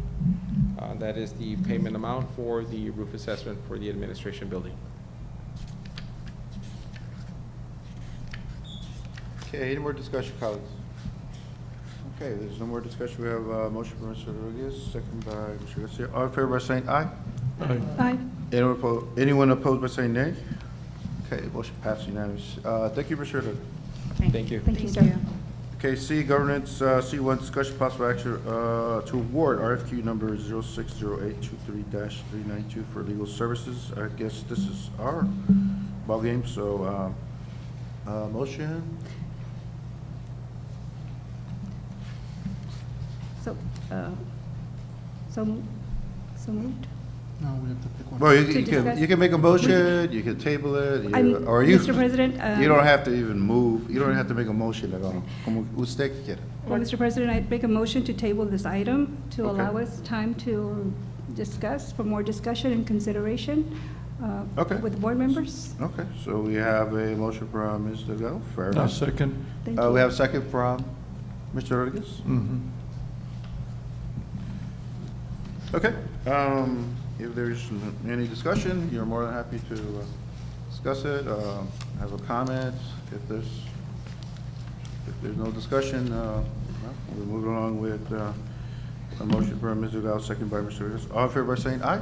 Aye. Anyone opposed by saying nay? Okay, the motion passes. This item is tabled. Okay, moving on to the consent agenda. I will start. On my right, Ms. Vallejo, would you like to pull anything from the consent agenda? No, sir. Okay. Ms. Avila? No, sir. Okay, Mr. Howe, would you like to pull anything from the consent agenda, sir? No, sir. Okay, Mr. Garcia? No, sir. Mr. Rodriguez? One item, sir, B3. B3? Okay, Mr. Martinez? No. And myself, none. So I need a motion to accept the consent agenda.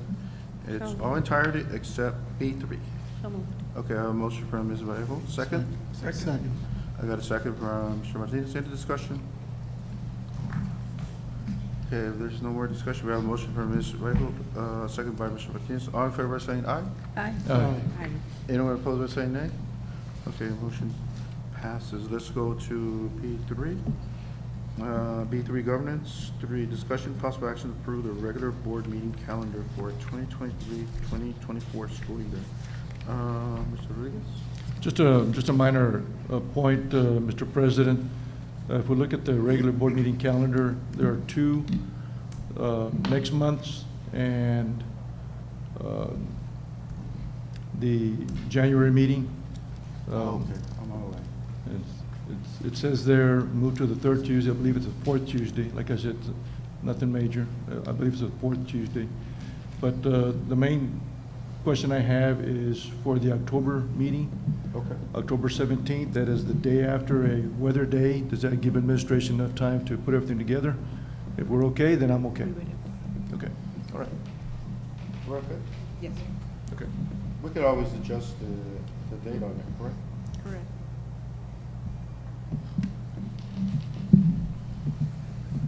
Okay, so, Mr. Rodriguez, so, any more questions? That's it. I need a motion to accept. So move. Okay, a motion for Mr. Second. Rodriguez. And a second, please. Second. Second from Mr. Garcia. Any more discussion, colleagues? Okay, is there more? No, there's no more discussion. We have a motion from Mr. Rodriguez, second by Mr. Garcia. All in favor by saying aye? Aye. Anyone opposed by saying nay? Okay, motion passes unanimously. Let's move on to our executive session real quick.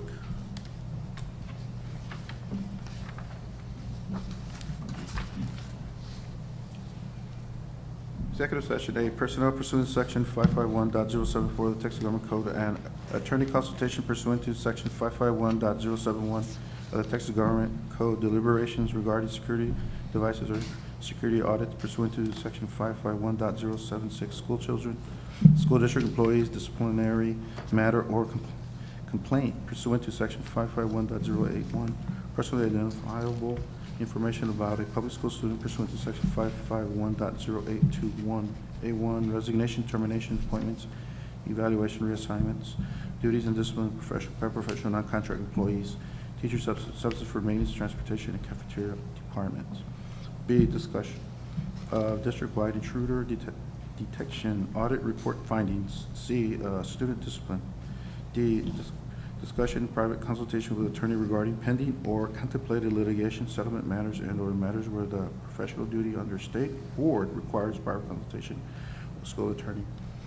It is 8:13, and the board is in executive session.